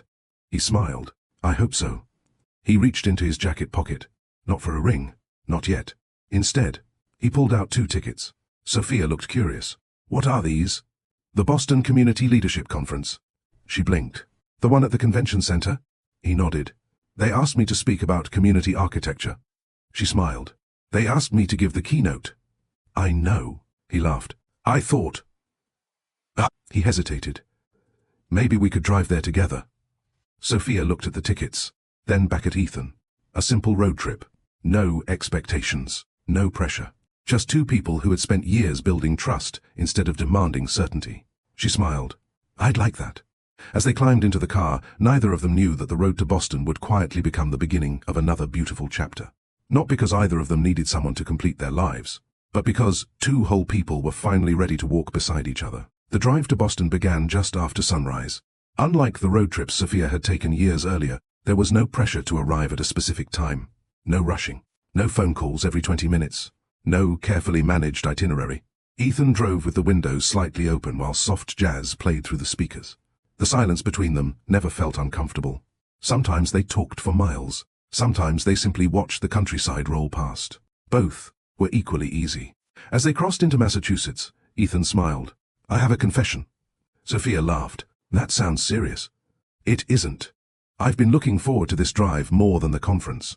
She looked at him. "Really?" "I've spent 3 years watching you build an incredible life." He kept his eyes on the road. "I thought it would be nice to celebrate it." Not because she'd achieved national recognition. Not because she had become successful. But because he genuinely enjoyed seeing her happy. Sophia smiled quietly. She had once believed love had to be earned through endless sacrifice. Now she was discovering something entirely different. The healthiest love celebrated who you already were. Boston welcomed them with warm sunshine and familiar streets. The conference center buzzed with nonprofit leaders, educators, architects, and community organizers from across the country. As soon as they entered the lobby, several attendees greeted Sophia warmly. "Congratulations on the national award. We've been looking forward to your keynote. Your mentorship program inspired our city." Sophia thanked each person graciously. Ethan watched from a respectful distance. He never interrupted conversations, never inserted himself, never tried to share the spotlight. When introductions naturally included him, he smiled politely. When they didn't, he remained perfectly comfortable. Sophia noticed. That afternoon, the keynote auditorium filled to capacity. Nearly 2,000 people settled into their seats. Samuel sat in the front row. Claire waved enthusiastically from the center section. Tyler, Lily, Marcus, and several volunteers had traveled from New York to support her. Even Rebecca Lawson had flown in. Just before Sophia walked onto the stage, she glanced toward the audience. Then she froze. Near the back of the auditorium, she saw Julian. He wasn't sitting in the reserved section. He hadn't announced he was coming. He simply occupied one of the last rows, quietly blending into the crowd. When their eyes met, he smiled warmly and gave a small nod. Not asking for attention, only offering support. Sophia returned the smile. Then she walked onto the stage. The audience welcomed her with a standing ovation. She waited until the applause settled before speaking. "Good afternoon. My name is Sophia Carter." She smiled. "And before I tell you about community leadership, I want to tell you about something much smaller." The room became perfectly quiet. "Several years ago, I met a little boy who was terrified to read one page in front of his classmates." She looked toward Tyler sitting proudly in the front row. "Today, he's preparing for college." The audience applauded. Sophia continued. "People often ask me how to transform communities." She paused. "The truth is, you don't begin by changing communities. You begin by helping one person believe they matter." She spoke about dignity, boundaries, listening, mentorship, the courage to begin again. She never mentioned her marriage, never mentioned heartbreak, yet every lesson had been shaped by it. As she finished, the entire auditorium rose to its feet. Not because her speech had been dramatic, because it had been honest. After the ceremony, guests gathered in the reception hall. People congratulated Sophia, took photographs, and exchanged ideas for future projects. As the crowd slowly thinned, Julian approached. "Congratulations." She smiled warmly. "Thank you. I almost didn't come." "I'm glad you did." He looked around the room. "You've built something extraordinary." "We've built it," she corrected gently. "So many people helped." Julian nodded. "You still give everyone else credit." She laughed. "Because it's true." He looked at her for a long moment. "You know, I used to think success meant being the smartest person in the room. And now, I think success means helping everyone else become smarter." Sophia smiled. "I like that version better." "So do I." They stood together for a moment. No awkwardness, no lingering pain. Just two people whose lives had once been deeply connected. Finally, Julian reached into his pocket. Sophia laughed. "Please tell me, that's not another speech." He laughed too. "No." He handed her a small envelope. "What is it?" "A donation." She opened it. The amount made her eyes widen. "This is—" He smiled. "The company created a scholarship fund. In your grandmother's name." Sophia looked up in surprise. "You remembered?" "I remember more these days." Her eyes filled with tears. "Thank you." Julian shook his head. "No. Thank you for teaching me that success without presence is an empty victory." Those words meant more to Sophia than the donation itself, because they came from a man who had truly learned. Later that evening, the conference hosted a small dinner overlooking Boston Harbor. As guests mingled beneath strings of lights, Ethan walked over carrying 2 cups of coffee. "I thought you might need this." She accepted one with a smile. "You always seem to know." "I pay attention." They both laughed. For a while, they stood quietly watching sailboats drift across the water. Finally, Ethan spoke. "I've spent a long time thinking about what I wanted to say." Sophia turned toward him. "I'm listening." He took a slow breath. "I don't believe people complete each other." She smiled. "I don't either. I think healthy people—" He looked into her eyes. "Choose to walk beside each other." She nodded. "I agree." He smiled. "So." He reached into his jacket pocket. This time, he removed a small ring box. Several nearby guests noticed, but respectfully looked away. No dramatic music, no crowd gathering. Just a quiet moment between 2 adults. Ethan knelt on one knee. Not because tradition demanded it, because he wanted to honor the moment. "Sophia, you've shown me what courage looks like. You've taught hundreds of people to believe in themselves. You've reminded me that kindness and strength can exist in the same heart." He opened the ring box. "I don't want to rescue you. I don't want you to rescue me. I simply want to spend the rest of my life walking beside you. His smile was calm, patient. If your answer is yes, I'll be grateful. If your answer is no, hey, I'll still be grateful that I had the privilege of knowing you. Sophia felt tears gathering in her eyes, not because she was overwhelmed, because she felt completely free. There was no pressure, no guilt, no fear of disappointing him, only choice. She smiled through happy tears. Yes, I'd love to walk beside you. Ethan slipped the ring gently onto her finger. The people nearby applauded softly. Claire wiped away tears while pretending she wasn't crying. Samuel laughed and hugged Tyler. Even from across the terrace, Julian smiled, not with sadness, with peace. He quietly raised his coffee cup toward them in silent congratulations before slipping away without interrupting their moment. As Sophia watched him disappear into the evening crowd, she whispered a quiet thank you in her heart, not for the pain they had shared, but for the lessons it had taught them both. Because sometimes, the greatest love story isn't about finding the right person. It's about becoming the right person first. And once you do, the future has a beautiful way of finding you. Several months later, autumn returned to New York. Golden leaves drifted through Central Park, just as they had the year Sophia had overheard Julian call her his past. So much had changed since then, and yet, the city remained the same. Busy, beautiful, always moving forward. Sophia often thought life was like New York. It never stopped, because one chapter ended. It simply made room for another. The Brooklyn Community Leadership Center celebrated its 5th anniversary with an open house. Families filled the courtyard. Children who had once attended after-school programs now returned as college students and volunteer mentors. The community garden overflowed with flowers planted by hands that had grown older and stronger together. Near the entrance stood a large bronze plaque. It didn't bear Sophia's name. She had refused that honor. Instead, it read, "Every child deserves to be seen. Every dream deserves a chance. Every person deserves dignity." Samuel smiled when visitors asked who wrote those words. A woman who believed actions mattered more than recognition. Inside the library, Tyler adjusted his volunteer badge before helping younger students choose books. Lily coordinated the annual literacy drive. Marcus led public speaking workshops for children who reminded him of his younger self. Watching them work, Sophia realized something beautiful. The greatest measure of success wasn't what she had built. It was what continued growing without her needing to stand at the center of it. That had always been the goal. Not to become indispensable, but to help others believe they could lead too. One Saturday afternoon, Claire burst into Sophia and Ethan's home carrying a grocery bag full of desserts. "Oh, what pie?"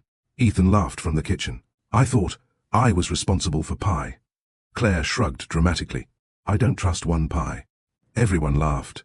Their home wasn't a mansion overlooking Manhattan. It wasn't featured in architectural magazines. It didn't have marble floors or private elevators. But it had something Sophia had once spent years searching for. Peace. The dining table carried scratches from family game nights. Books rested on nearly every shelf. Photographs covered the hallway. Not staged photographs. Real ones. Messy smiles. Community events. Road trips. Garden projects. Ordinary moments.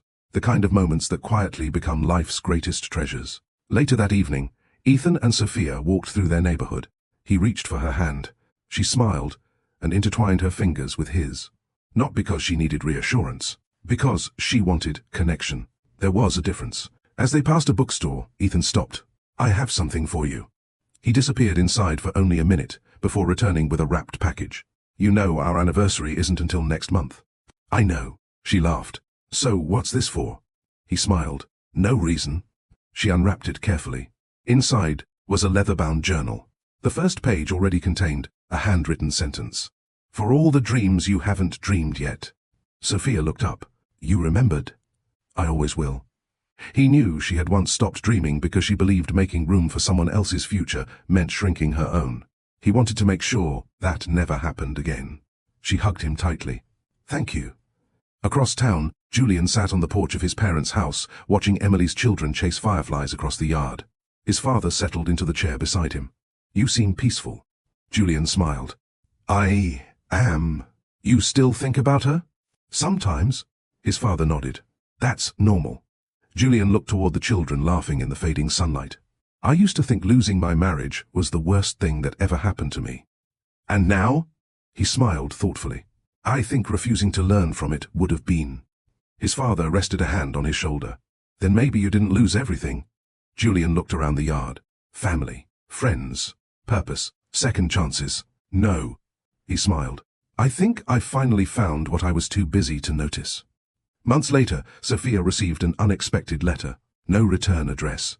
She opened it carefully. Inside was a handwritten note. Dear Miss Sophia, you probably don't remember me. My name is Ava. I came to the youth center 3 years ago because my parents were getting divorced, and I thought nobody noticed me anymore. You sat with me every Wednesday after school and helped me read books when I was too scared to read out loud. Last week, I was accepted into college. One day, I want to become a teacher because someone believed I could become more than my fears. Thank you for seeing me. With gratitude, Ava. Sophia folded the letter carefully. She didn't frame it. She didn't post it online. She simply tucked it into the same notebook that had once held forgotten dreams. Some rewards didn't need an audience. One crisp October evening, Sophia and Ethan returned to Ashbury Coffee. The owner looked up from behind the counter and immediately smiled. I knew you'd come back. Ethan laughed. You did? I've owned this place for 40 years. He winked. I've learned to recognize people who understand what really matters. They sat at the same window table where Sophia's first love story had begun. The owner brought over 2 slices of apple pie without being asked. On the house. Sophia smiled. You always remember. He nodded. The important things. As the evening sun painted the streets of Boston gold, Sophia looked out the window. Years earlier, she had sat at that very table mourning the life she thought she had lost. Now, she understood something she couldn't have understood back then. She hadn't lost her future. She had found it. Not because another person rescued her. Not because life suddenly became easy. But because one quiet decision changed everything. The decision to stop abandoning herself. If there's one lesson this story leaves behind, let it be this. Love should never require you to become smaller so someone else can feel bigger. Real love doesn't ask you to silence your dreams. It doesn't ask you to earn basic respect. It doesn't make you choose between your dignity and your relationship. The healthiest relationships are built by 2 people who respect each other's boundaries, celebrate each other's growth, and continue choosing one another. Not out of fear, obligation, or guilt, but with freedom. Because the strongest foundation any love story can ever have is 2 whole people walking side by side, not one person carrying the other. Thank you for spending this journey with us. If Sophia's story touched your heart, we'd love to hear from you. Tell us in the comments, at what moment do you think Sophia truly changed? Was it when she quietly walked away from the gala, when she began rebuilding her career, or when she finally realized she never had to earn the love that was meant for her? And if this story reminded you that self-respect is never selfish, please like this video, subscribe to Love Stories by Mr. Johnson, and share it with someone who might need this message today. Until next time, remember this. The right person will never ask you to lose yourself just to keep them. Sometimes the greatest love story you'll ever write is the one where you finally choose yourself first.